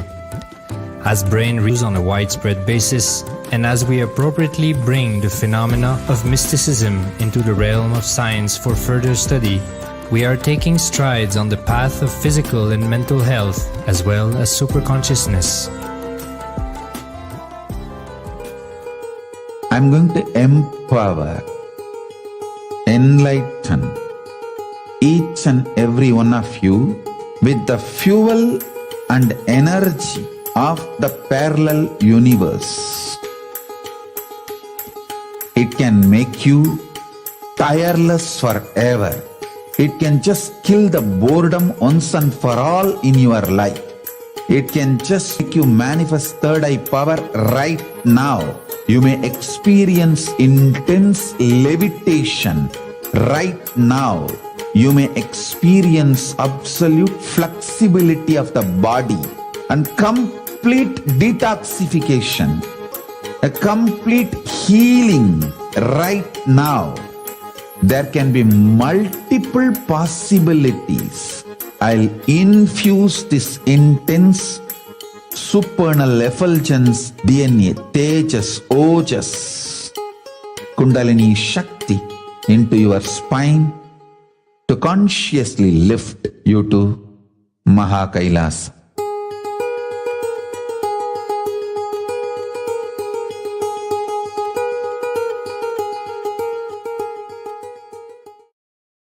A more intelligently connected world leads to a brighter future. An enlightened humanity leads to a better world. During the Paramashivam program, we help people to discover their superhuman possibilities and help them to find and achieve the true purpose of their birth by giving them the techniques, practices, and methodologies from the Vedagamas, the original source scriptures of Hinduism. The Supreme Pontiff of Hinduism is reviving the ancient original Vedas and Agamas in all its glory, in a user-friendly way for the modern mind. The Supreme Pontiff of Hinduism is transforming human beings into divine beings, reviving, initiating, and replicating the 463 powers from the Agamas revealed by Paramashiva. The Supreme Pontiff of Hinduism is not just giving solutions for every problem man faces, but is making them irrelevant to their lives by transforming human beings into divine beings. listen. Any argument presented by your mind, body, your present reality to establish you are not Paramashiva, you are not omniscient, omnipresent. Anything presented to prove you are not Paramashiva is illegitimate. Decide this. This is super determinism. Understand? Anything you declare as illegitimate will lose power over you, will die in few days, few minutes, maybe in few weeks, whatever few days it takes. It will not have power over you. Understand, this is the method for sudden enlightenment. This is the method for sudden enlightenment. It happens by the Shaktipada. Here Paramashiva is sitting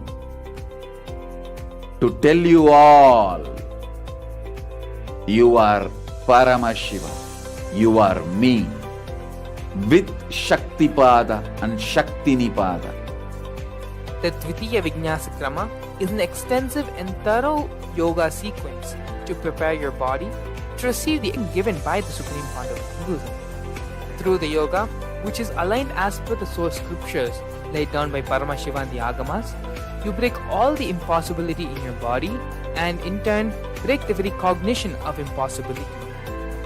The program leads you to go beyond your human frame and limiting human ideas, which prevents you from living your highest possibility. I will reach you wherever you are, whichever corner of the world you may be. I will reach you with enlightenment. Again I tell you, I am not here to prove I am God, I am here to prove you are God. Don't wait to become divine. Register now at paramashivoham.org. A more intelligently connected world.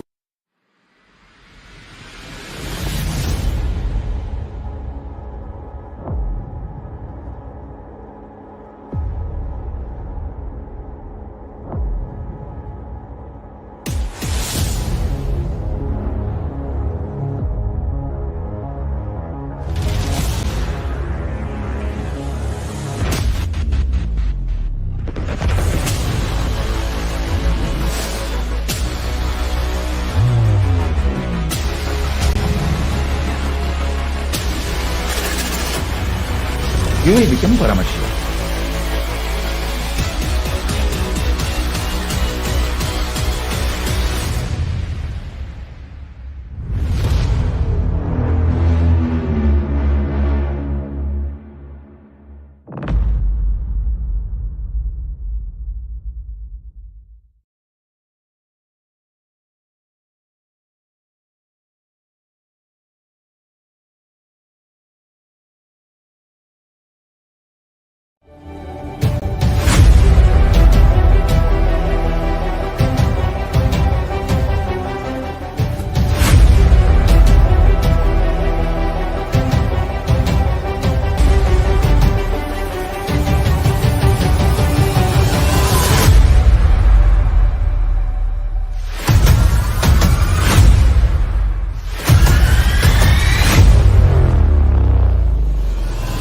Whatever I shared till now, condensing the whole thing and reviving it as experience, starting from completion, unclutching, power manifestation, the spaciousness, your mind, body, your present reality, to establish you are not Paramashiva. You are not omniscient, omnipotent, omnipresent. anything presented to prove you are not Paramashiva is illegitimate. Decide this. This is super determinism. Understand? Anything you declare as illegitimate will lose power over you, will die in few days, few minutes, maybe in few weeks, whatever few days it takes. It will not have power over you. Understand, this is the method for sudden enlightenment. This is the method for sudden enlightenment. It happens by the Shaktipada. Here Paramashiva is sitting to tell you all, you are Paramashiva, you are me, with Shaktipada and Shaktinipada. The Dvitiya Vijnasa Krama is an extensive and thorough yoga sequence to prepare your body to receive the experience being given by the Supreme Founder of Hinduism. Through the yoga, which is aligned as per the source scriptures laid down by Paramashiva and the Agamas, you break all the impossibility in your body and in turn break the very cognition of impossibility.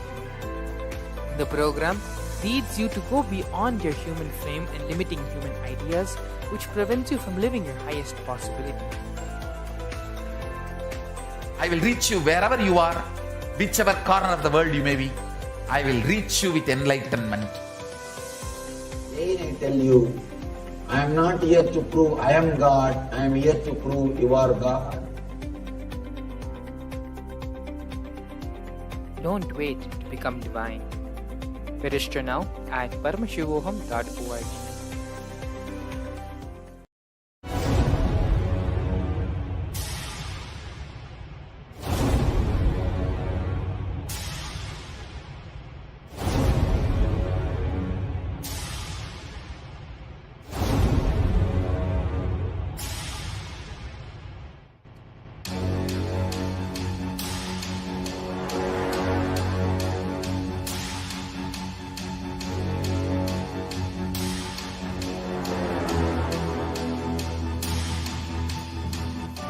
Understand, literally last 39 years from the age of 5, whatever Paramashiva manifested through teaching, speaking, writing, every way,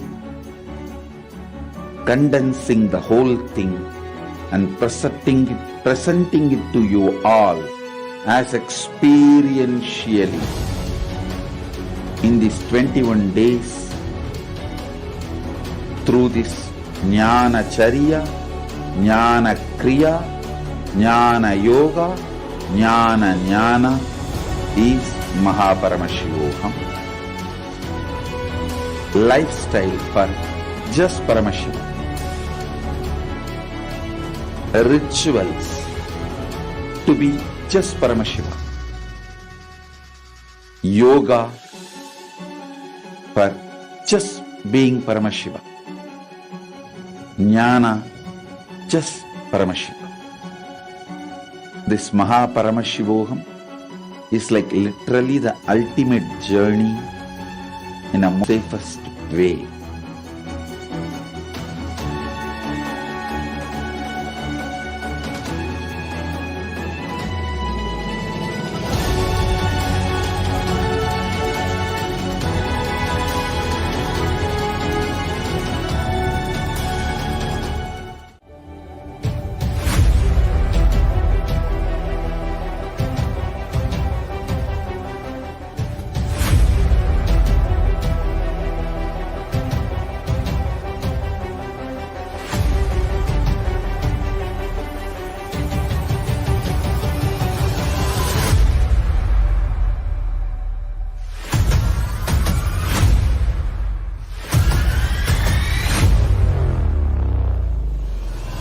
Whatever I shared till now, condensing the whole thing and reviving it as experience, starting from completion, unclutching, power manifestation, the states of consciousness, and the planes, multiple planes, everything.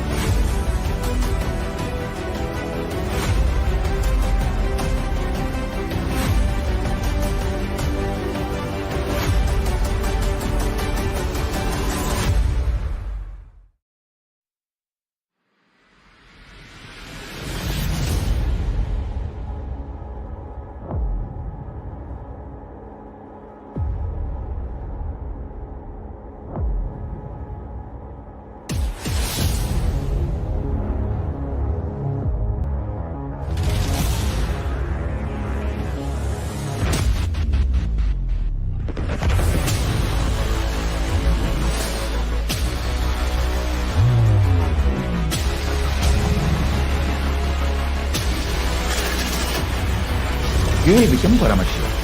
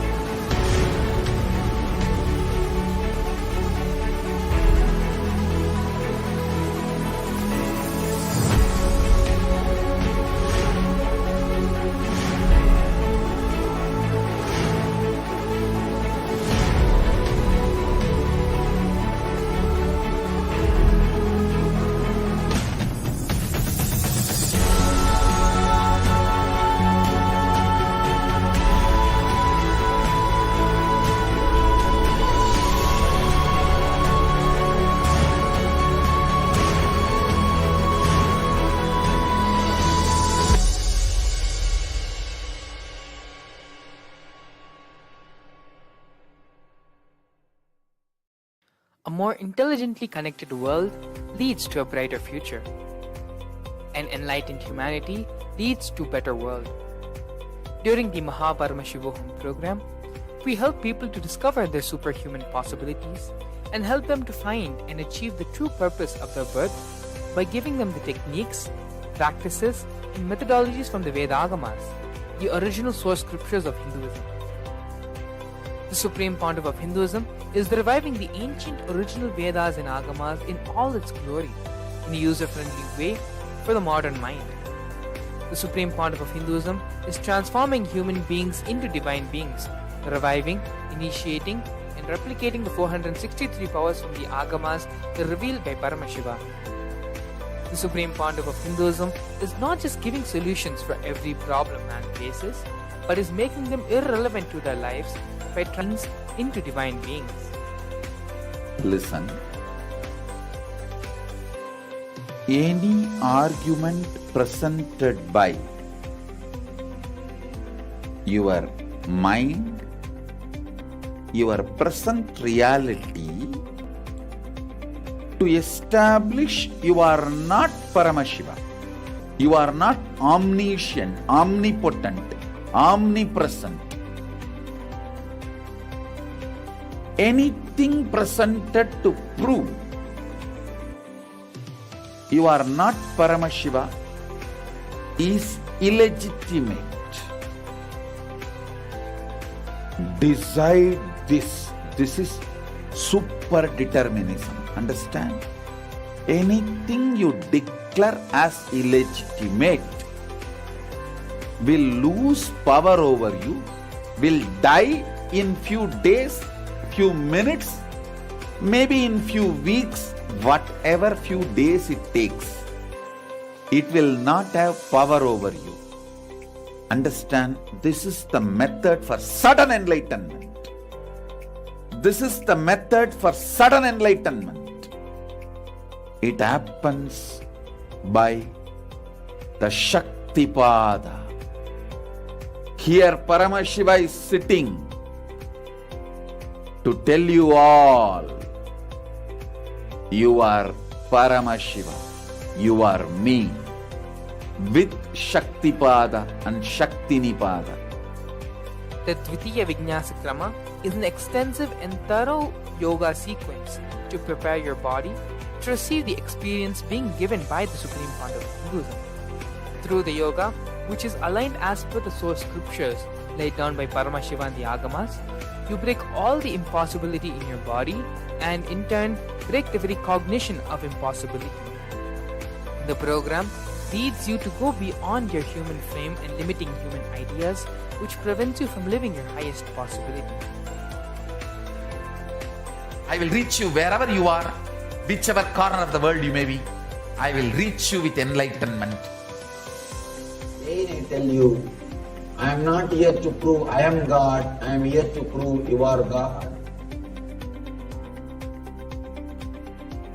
Don't wait to become divine. Register now at paramashivoham.org.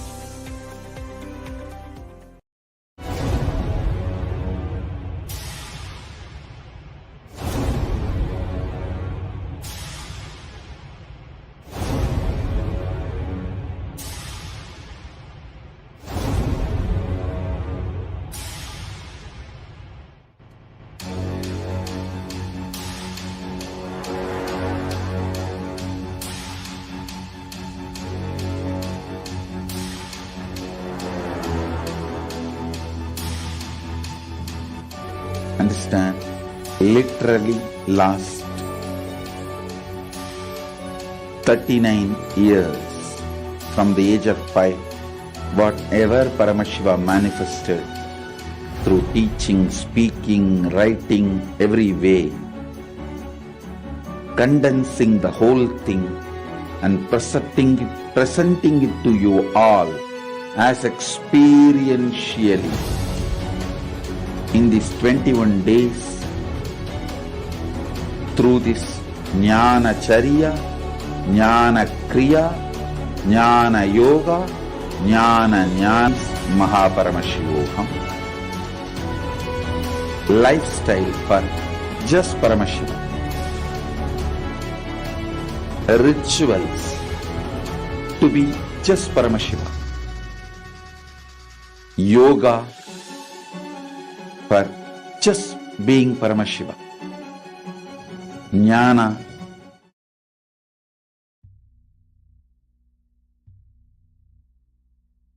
Nithyanandam Paramasukadam Kevalam Jnanamurtam Dvandvatitam Gagana Sadrisham Tattvamasyaadhilaksham Ekam Nityam Vimalamachalam Sarvadi Sakshi Bhutam Bhavaditam Trigunarahitam Sadguruntam Namami.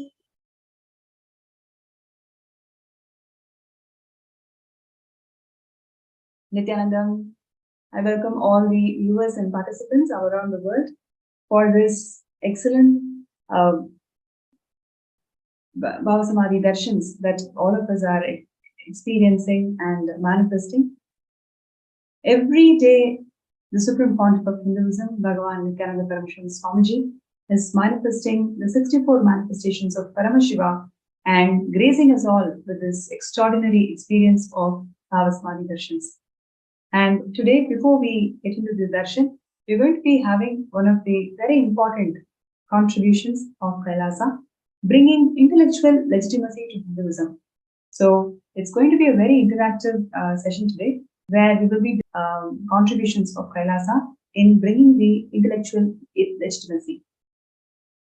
So before we get into the details of this show today, I would like to first briefly describe where do we stand today and why it is very important for us to understand the intellectual legitimacy of Hinduism.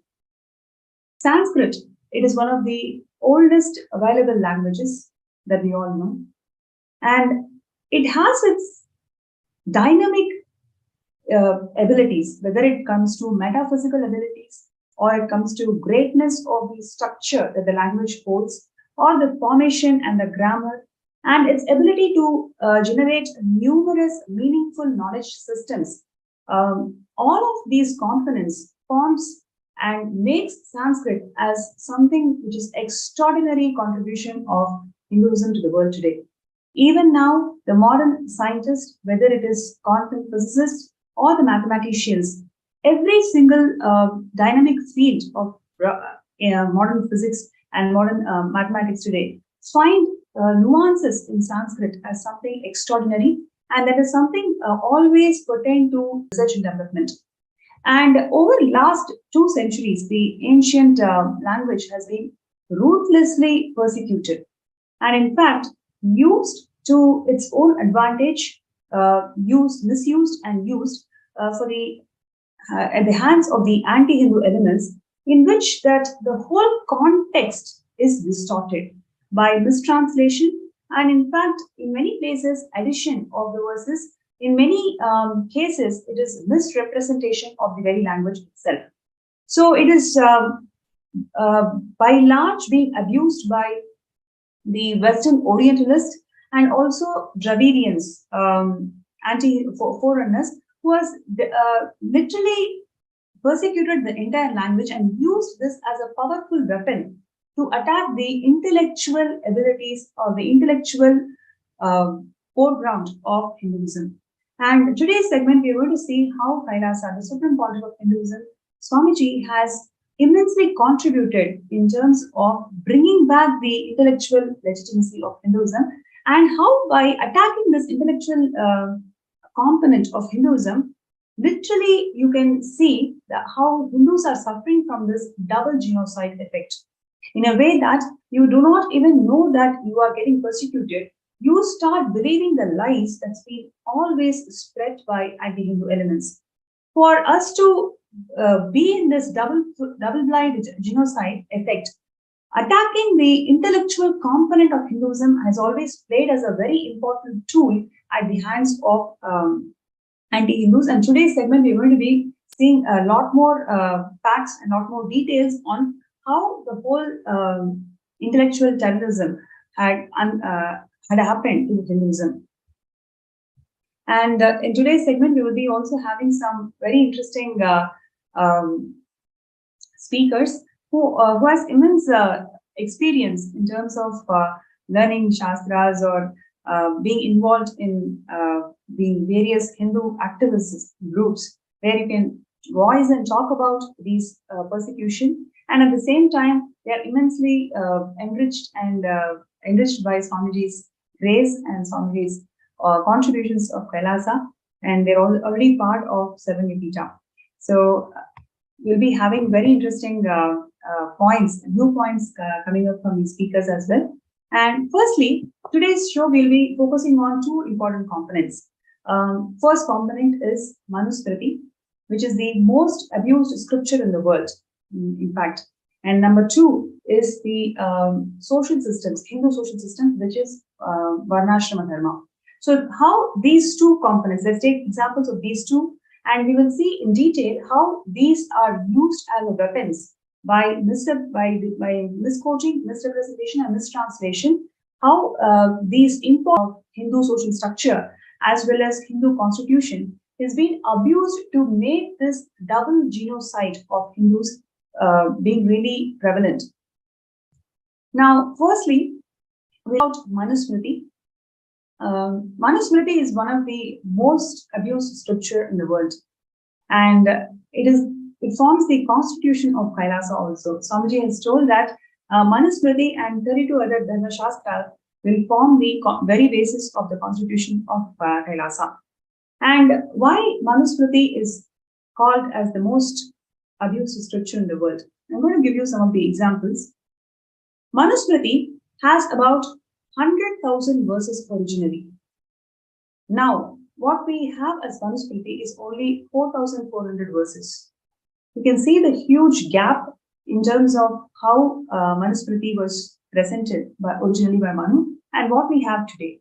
So where did this gap and where are these 96,000 verses go? That is the question number one. Number two, the original context or the preamble of Manusmriti clearly talks about how the human beings are endowed and empowered to be treated as Paramashiva.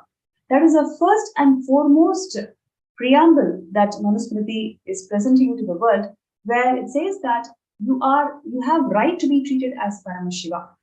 So the very preamble of Manusmriti defines the scripture itself, isn't it? Anytime when you go to a bookshop and you want to buy a book, you read the foreword, and the very foreword will actually give you an essence of what the book is going to talk about. This is what is the usual norm, isn't it? That's exactly how the Shastras also operated thousands of years before. So the very preamble of Manusmriti is clearly documenting that everybody has got right to be treated as Paramashiva, and the very nature of this entire social system is only to empower you towards realizing that you are Paramashiva, and that is what the ecosystem's primordial duty is. So when the preamble of Manusmriti is empowering the human beings to be treated as Paramashiva, number one, and it is also defining that the entire social structure, Hindu social structure, is focused towards empowering each person to that realization. Number three, it is also giving the idea that it is living enlightenment that is the purpose of life.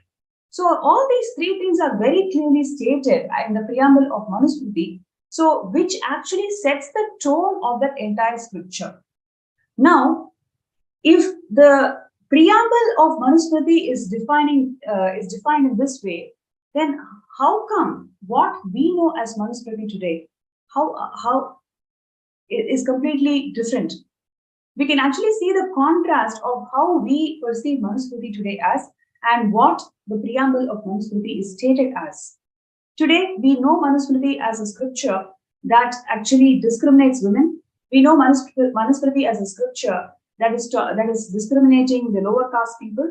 We know Manusmriti as a scripture which denies every right that the woman has. In fact, it talks about women should be under the protection of man. From the birth till the death, she should always be under man. These are some of the violently mistranslated quotes of Manusmriti, which makes us feel that, is this for real? How come Hinduism is actually making people as slaves, especially women and the lower caste people?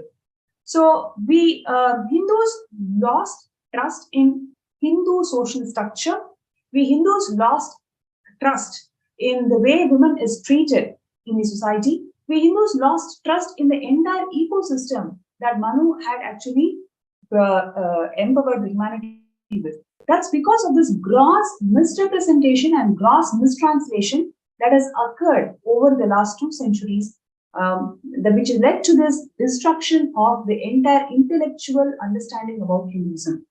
The very preamble of Manusmriti is empowering each and every human being as Paramashiva, while what we have today as the mistranslated text is completely distorted. In fact, it gives rise to a hate speech against the very sacred scripture itself. So this is how the anti-Hindu elements used every single component of Hinduism, whatever is actually strengthening, whatever is used to strengthen the ecosystems. These components were picked and chosen, and in fact used, misused, misrepresented, and mistranslated to give that hate speech, to give that double blind genocide effect in all the Hindus.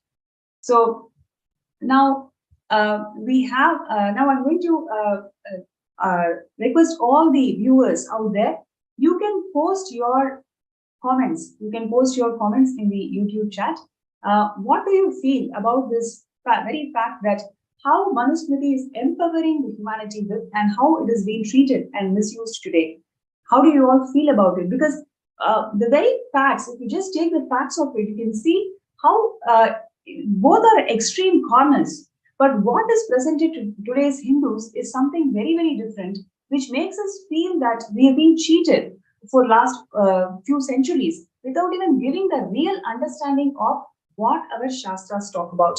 So I request all the viewers and participants today, you can post your feedback, your comments, and how do you feel about this in the Facebook group.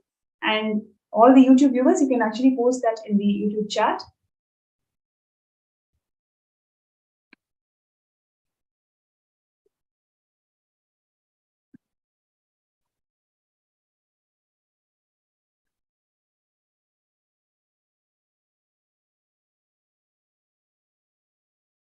And requesting everybody to start posting your views about this entire intellectual terrorism that is happening to Hinduism today. So every view of yours really matters. Please understand, if you are a part of Kailasa, if you're already part of Swamiji's programs, if you're already a disciple of Swamiji, then you are a Hindu activist. You are the true Hindu activist. Your voice really matters. Your view about what is happening to us today really matters. So I request everybody who's listening to the session, who's listening to the program, to please post your views. What do you really feel about it? Just to know the fact that one of the most abused scripture is actually one of the most misrepresented scripture in the world. It is actually empowering all of us to become Paramashiva, to be Paramashiva, to realize ourselves as the mistranslation and misrepresentation makes it look like every single human being out there in terms of and whatnot. So this gross injustice that is being incurred to our scriptures, what do you all view really matters here? So I request everybody to take few minutes to post your understandings and whatever you feel, please post that in the chat. Sorry, not in the chat, in the FB group. So you can see there is a QR code that's being flashed on the screen. So you can scan the QR code and it directly leads you to FB group. And in the FB group, you can post your feedback and your thoughts.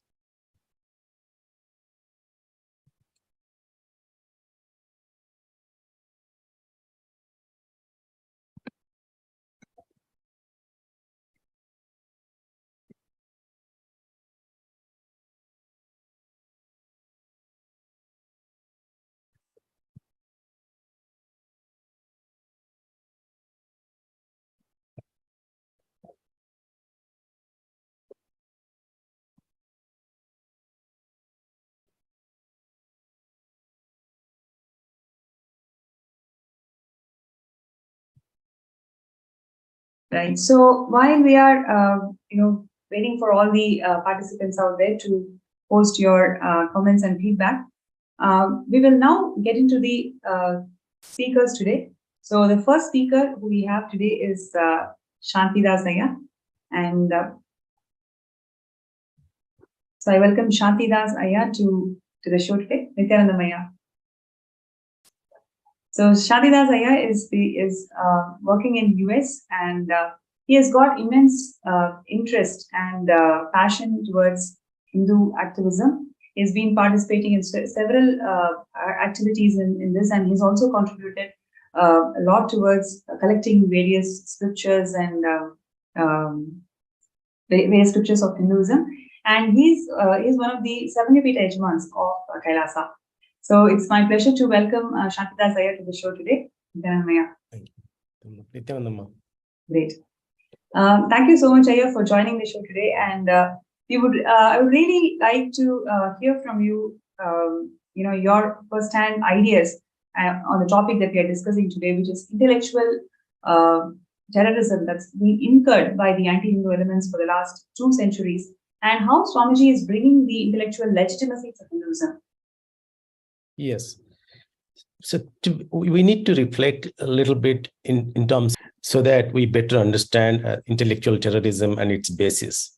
So if we look at our history, we have been we were colonized. In fact, today we are still colonized, like politically. Politically, maybe we got maybe we have some political freedom, but in the form of a democratic setup, but still we are intellectually colonized for more than 1,000 years. And if we look at the genesis of the colonization process, how it started, and then maybe what are the important points in the history. One of the key points in the history, that was the caste system that was introduced by British if you look at it, in like 1870, they passed Criminal Tribals Act. And they passed that Criminal Tribals Act after 1857. The very first revolution, very first revolution, where practically every which was it started with the few soldiers in the British Army, few Indian soldiers with the British Army, but it was fueled by a specific section of the society who were the landlords and the agriculture, mostly into the agriculture. Okay. So that when after the 1857 mutiny, it's called Sepoy Mutiny mostly, but it's a revolution that happened where a common people, like the landlords, then the people, those who are doing farming, they participated in this 1857 mutiny. So British took an oath saying that, okay, we will destroy the society to the point that it can never come back. So they passed a law called Criminals Tribal Act. So if you look at Criminals Tribal Act, what it is essentially by a certain, they are able to group a specific set of community are by birth criminals. So what it means is that they do not have any rights in the society. So essentially, they categorized a certain section of the community are slaves. So they have no right. Essentially, if you look at untouchability today, it's essentially that section of the society. Actually, it's a very important Saya is bringing to the show today. Invariably, through Macaulay education, all the Indians and Hindus are educated that it is Manu Shastra which has brought this very idea of slavery in the social structure, whether it is in terms of Sudras do not have right to education, Shudras cannot enter into temples, and whatnot. What amount of lies and hate speech has been spread against Manu Shastra in today's Macaulay's textbooks and everywhere. But it is actually through this criminal, sorry, what is the act, Aya? Criminal Tribes Act. Yes, the Criminal Tribes Act. Criminal Tribes Act of 1890. According to this act, certain sections of the society were termed as criminals by birth. Can you believe this? This is actually introduced in our social structure. So what we are facing as impact of untouchability, impact of slavery, it is not because of Manu Shastra, it is actually because of anti-Hindu elements or the invaders who have spread this poison of Criminal Tribes Act, which by very birth itself calls people as slaves, and they do not have rights in the sections of society. So this level of atrocity has been incurred to us in the society over the last 2 centuries. Yes. And if you look at the criminal tribes or the groups that were categorized, that India had a princely state, about 500 princes or even more than that.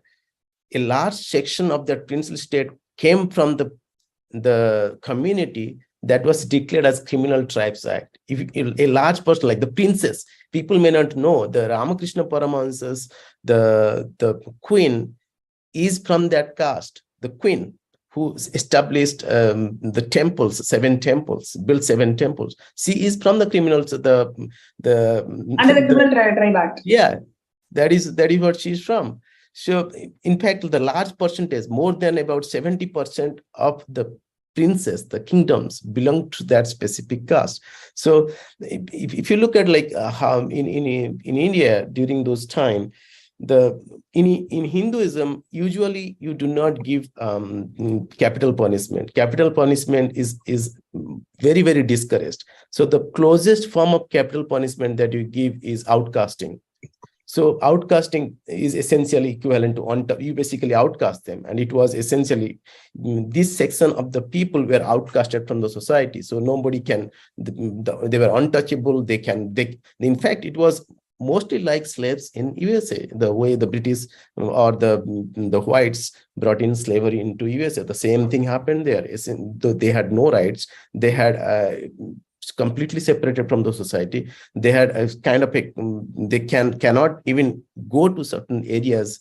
As soon as they go, they'll be prosecuted. They'll be put behind bars and things like that. So if you look at it, the Dalits, today's Dalits or any communities that we talk about essentially comes from that group. And again, the second thing they did is that they tried to group the Varna and Jati into 4 different castes. hierarchical caste, which was not there. In fact, the very first time they introduced this, people fought about saying that I do not belong to this because it doesn't make any sense to me. Because so essentially, every community will have different, like, let's say that they do it based on some specific formula. Nobody could fit into that formula, so there was so much of chaos around it. So they force fitted that, and they tied that into the specific government schemes, so that it is enforced in every aspect of the society. That's what they did. That's the very first thing they did. Wow. And the first forward, if you look at it, what is means, if you look at Hinduism, what it is means, again, I'm trying to simplify it for the purpose of our discussion. We are saying that everybody is an infinite expression of cosmos. Everybody is essentially infinity, right?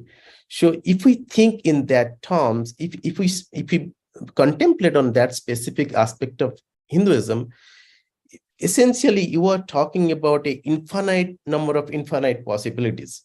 That is what is Hinduism is basically. The very first statement is you are divine and you are an infinite possible of the divine, one of the infinite possible of the divine.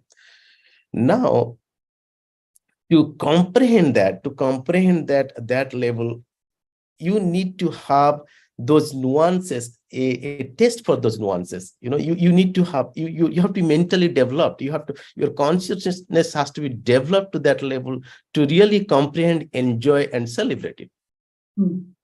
Okay, so if you look at the industrial revolution or the revolutions that happened in last 1,000 years, 2,000 years, it tried to simplify everything. So basically, this will be considered as a chaos. Okay, this infinite of infinite will be considered as a chaos. So that's because they could not comprehend in their binary logic. Yes. We don't understand consciousness, we don't understand multidimensional logic, which is exactly what Swamiji is reviving, right? Like through all these programs and initiatives. And Satsang, Swamiji is bringing back that very mental setup of Hindus, which can think beyond this binary. See, one of the things that Swamiji recently shared was there is nothing called box is a hoax, and growth is always. Swamiji shared that box is a hoax. Growth is never linear; it is only vertical, and growth is explosion and positive explosion. So this is the very mental setup of Hindus, and that is exactly what Swamiji is reviving through various programs, initiatives, and initiations. Again and again, bringing us that legitimacy of Hinduism, intellectual legitimacy of Hinduism. Yes, ma. So essentially, I would like to just add, welcome Dr. Murali also to this panel now, because he is very interested to share his thoughts on the same topic that you were sharing about the Criminal Tribes Act. So I thought, maybe this is the best time to add Dr. Murali also to this show. Nithyananda Murali, yeah. So, dear viewers, we have Dr. Murali joining us in this panel now. So he's a Hindu he used to be a Hindu activist, and now he's a real Hindu activist. Been writing many articles about the Hindu persecution and how Hinduism is destroyed in society today in various portals and various online avenues. And he's also a Savangapita manifestor. And he has joined in the session today, and he has lots of things to share about the topic that we are discussing now. Nithyananda. So yeah, I mean, this used to be and still is one of my a topic of great interest, because I've been writing about this for a very long time, actually, and actually. So recently, you would have heard about this portal called ChatGPT, which is an artificial intelligence search engine. Which actually gives answers for questions you put across, including writing code for you and things like that. It does a lot of fascinating things. It's a great tool, but it also exposes the outright bias of the Western academia, and how the translation has been deliberately misdone. For example, you can basically ask questions to it and it would answer. So I asked about caste and Manusmriti, and which was the verse which actually says that caste is by, and so it gave the verse, it quoted the verse, and then it translated it as, this says it was by birth. So I asked, like, which word is that? And I looked at the verse it used, because there are 50 different versions of Manusmriti. So the specific version it gave, I don't know where it came from.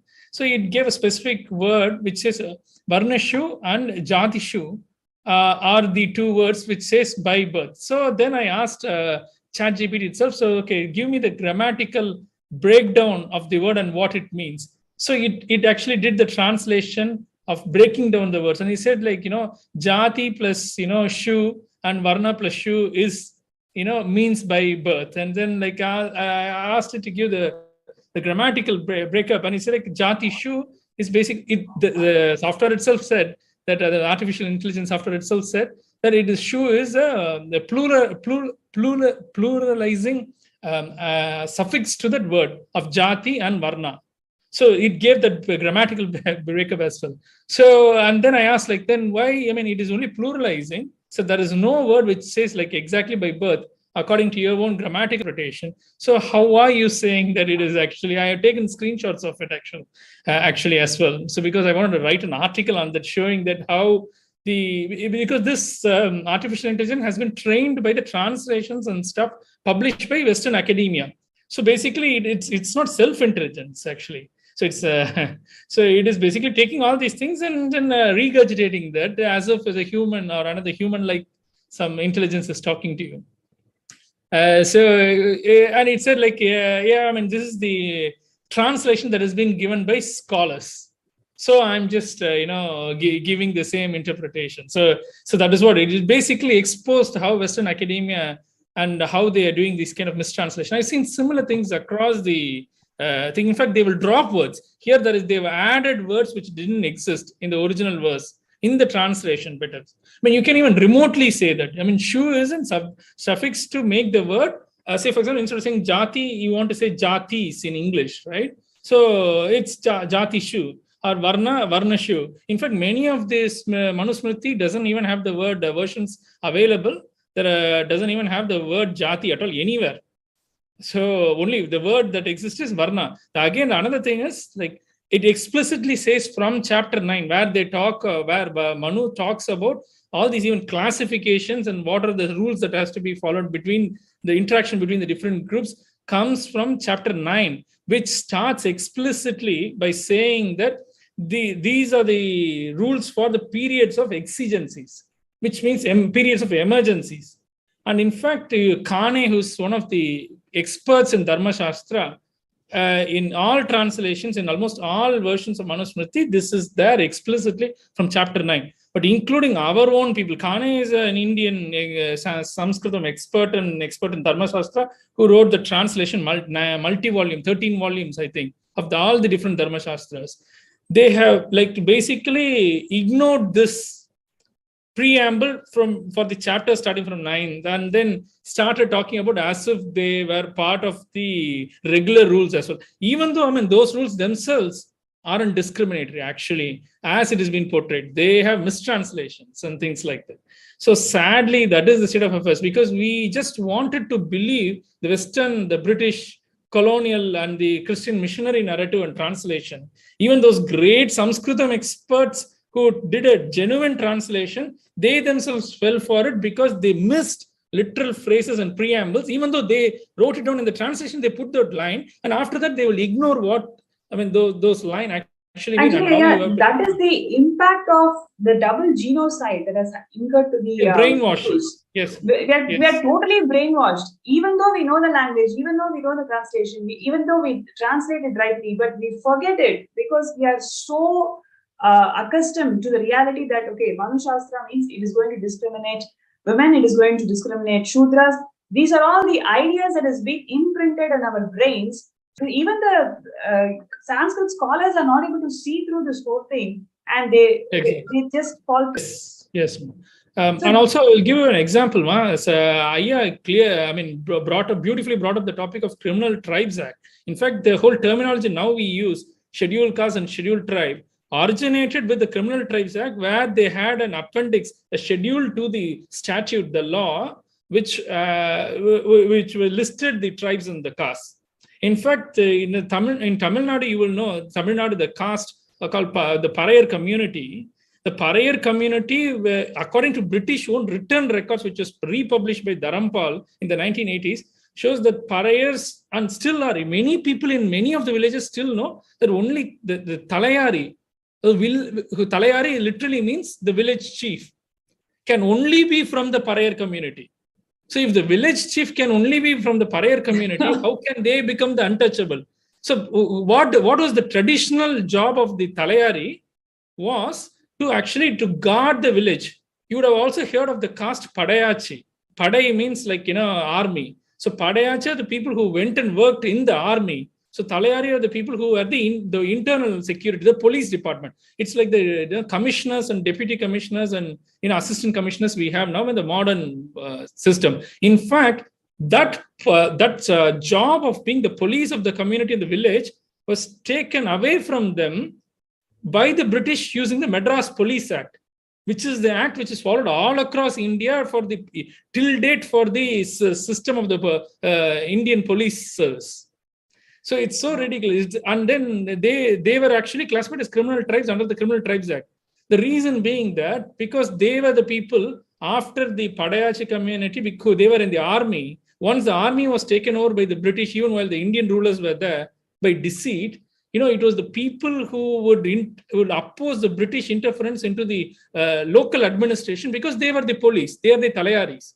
So they were targeted by British and made into untouchable. And when the Criminal Tribes Act came into existence, obviously people stopped associating with themselves because anybody who associates with the criminal will be classified as criminal. Even now the police, right? If you have somebody in your family who had done something, a crime, they will treat the whole family as of being criminal, and then they will harass you and things like that. If your neighbor is so, if you talk to them, then they will come and question you. Oh, what is the connection between you and things like that? Especially if those people are from the lower middle class and the economically downtrodden classes. So this is a tactic they still use. So people force themselves to be dissociated because out of fear. And then that practice became untouchability later on. So this was, there is another evidence for it. In fact, there is something called... I would like to jump in here, Dr. Mullier.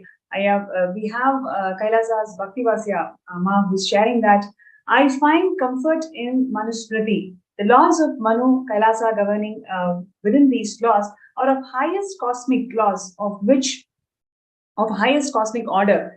Time-tested law system that runs and governs with highest cognitions is too profound. This system blesses all with one specific thing that brings huge comfort, is that everyone should be treated as Paramashiva. Actually, this is the first preamble, very first introduction that Swamiji gives in Kailasa's jurisprudence, where everybody is Paramashiva and everybody holds right to be treated as Paramashiva. So that is how Kailasa's preamble is written by Swamiji. And Ma Bhaktivasya shares that I am grateful for the system that is complete and has no ulterior motives. It is complete and treats everyone from the space of completion. And we have Y Chun Yup, who says that I have known my work for 8 months. In these 8 months, I have witnessed many miracles. My master has asked me to demonstrate what compassion and love is. Every perfection touched my soul and I'm completely moved and respected. Master is too great. He is the future of mankind. So beautiful. In the lines of what Murali was sharing, I just would like to add a couple of things. Aya, you were talking about how this Parayars, people from the south, I'm sure there's so much of revolution happened in this work called Parayar. And security guards, they come from a very respectable positions. Oh, not security, they like the police. They conducted the panchayat as well. The Talayari means the head. Yeah, exactly. They're the chiefs. So we can see to what level the society is brainwashed. And now what Swamiji is doing is he is reviving the whole social system of Hindus, social system that Hindus had. And in fact, the super conscious mutation, the Paramashivam program, Paramashivam program, all these programs that Swamiji is conducting and giving Bhava Samadhi Darshans of 64 manifestations of Paramashiva, everything is to reactivate the DNA, awaken the DNA which holds these specific genetic codes of your Gotra. Because right now we are in a space and place where we don't know our roots. We are in such Hindus are experiencing such identity crisis. We don't even know that we have access to huge information just by awakening our Gotras. Because our social systems are so much has undergone so much of persecution, we don't know the values and we don't know the immense potential that exists in these Gotras, which is what Swamiji is awakening through all these initiations and superconscious mutation processes. So that this is one more unique contribution of Swamiji in awakening the Gotras and the potential that each human being holds through awakening of these genetic codes that exist in Gotras. So one other thing what Murli was sharing was, when through this artificial intelligence tool, in the original Manusmriti, there exists no word called jati. It is all about varna. Jati is an introduced term in the medieval period. So, but it is so prevalent in all these mistranslated and misquoted texts that Manu Shastra is actually talking about jati. Manu never spoke about jati, in fact. So that is one of the other important things which I wanted to highlight in what Dr. Murli was sharing. So, Shantidas Iyer, do you want to add anything to what we're discussing here right now? No, actually, Murli brought up the points which can be validated and verified even today, right? And it's very clearly, it's in a very simple terms. But today, what has happened is, right now, wokeism is very prevalent in the institutions. So equal opportunity versus equal outcome, right? So if we look at our Varna system, so basically the very foundation of Hinduism is to respect, not to respect, to realize that you are infinity possible and you are a distinct possibility than the person Y, right? To celebrate that, you need to have a higher level of intellectual understanding of your own existence, or the existence of the society and everything. Now, over a period of time, as industrial revolution and everything started, it dumbed down the entire system. Right now, if you look at it, because it will be considered as a chaos in a industrial world, this specific kind of society will be considered as a very chaotic society, because they do not know how to manage infinite possibilities. It will be considered as a very chaotic. So what they do is they try to dumb down everything in a very simple terms. So that way people's cognition do not go beyond those dumbed down things. Like, for example, Democrat, Republicans. Oh, person A is a Democrat, person B is a Republican. At the most, you will have a centrist. But that is, they dumb down to the point that it becomes easily digestible to the individual, to be communicated to the individual, but still you will be in the control of the narrative. Those who are generating those narratives, and based on that, they are doing their vested interest. And the same thing, if you look at today in the academia, what is happening is you have wokeism is very prevalent, which basically gives prevalence to equal outcome versus equal opportunity. So if you look at in a Hindu system, everything was based around giving equal opportunity to achieve the enlightenment at the end of the day, where, however, at the same time, optimizing your ability to produce everything, to produce and give back to the society in your context, right? So in case of equal outcome, what they will do is everything will be considered as your right, as well as it will be considered as, like, let's say that if you look at today, the society is divided into 3 different categories as far as academia is concerned: oppressor, oppressed, and another group who defines who will be categorized as oppressor or oppressed. The 3 different categories, and all the academia studies is defined in along those 3 lines. Okay, so if you look at any civilization, they will look at the civilization only in those 3 lenses. Okay, all the paradigms, all the paradigms, theories, and everything has to be looked into in these three lenses. So that doesn't leave Hinduism or Hindu constructs in it means that is the standard on which the civilization, enlightenment civilization is being analyzed and researched and presented back to the society. What we'll get exactly the same view that what is prevalent today in the society today, and it is being accelerated through different means. It is being propagated through different means, and whereas if you look at Hinduism, those three constructs do not fit. Neither we have oppressor, nor we consider ourselves oppressed, nor we have a set of entitled people who are defining which oppressor versus oppressed. It's, if you look at in the Hindu society, it's a Shraddha-based society. I have certain Shraddhas. Based on that, I give somebody a certain level of respect and reverence. It's a reverence-based education system. I give reverence, and in the process of getting reverence, certain changes that happens in me, and I get I enjoy that entire process and get closer to the process, the state of enlightenment. But that specific construct cannot be understood, analyzed, and reflected back to the society if you are analyzing it from a construct of oppressor, oppressed, and entitlement. It cannot be, and that's where we are at today. Yeah, absolutely. And how do you see Swamiji's contribution over the last 30 years is deeply influencing the Hindu youth in understanding the real intellectual wealth that Hinduism holds? Yes, ma. So basically, if you look at, it'll be too small for me to understand. But if you look at Swamiji's vision is to revive Hinduism as per Hinduism, not through authentically revive Hinduism as per Hinduism, right? So the very first bold statement, Swamiji, nobody has made so far. Manusmriti is part of Kailasa's constitution. What does it tell? That itself tells about to the Hindu youth who wants to. Yeah, initially he'll be confused.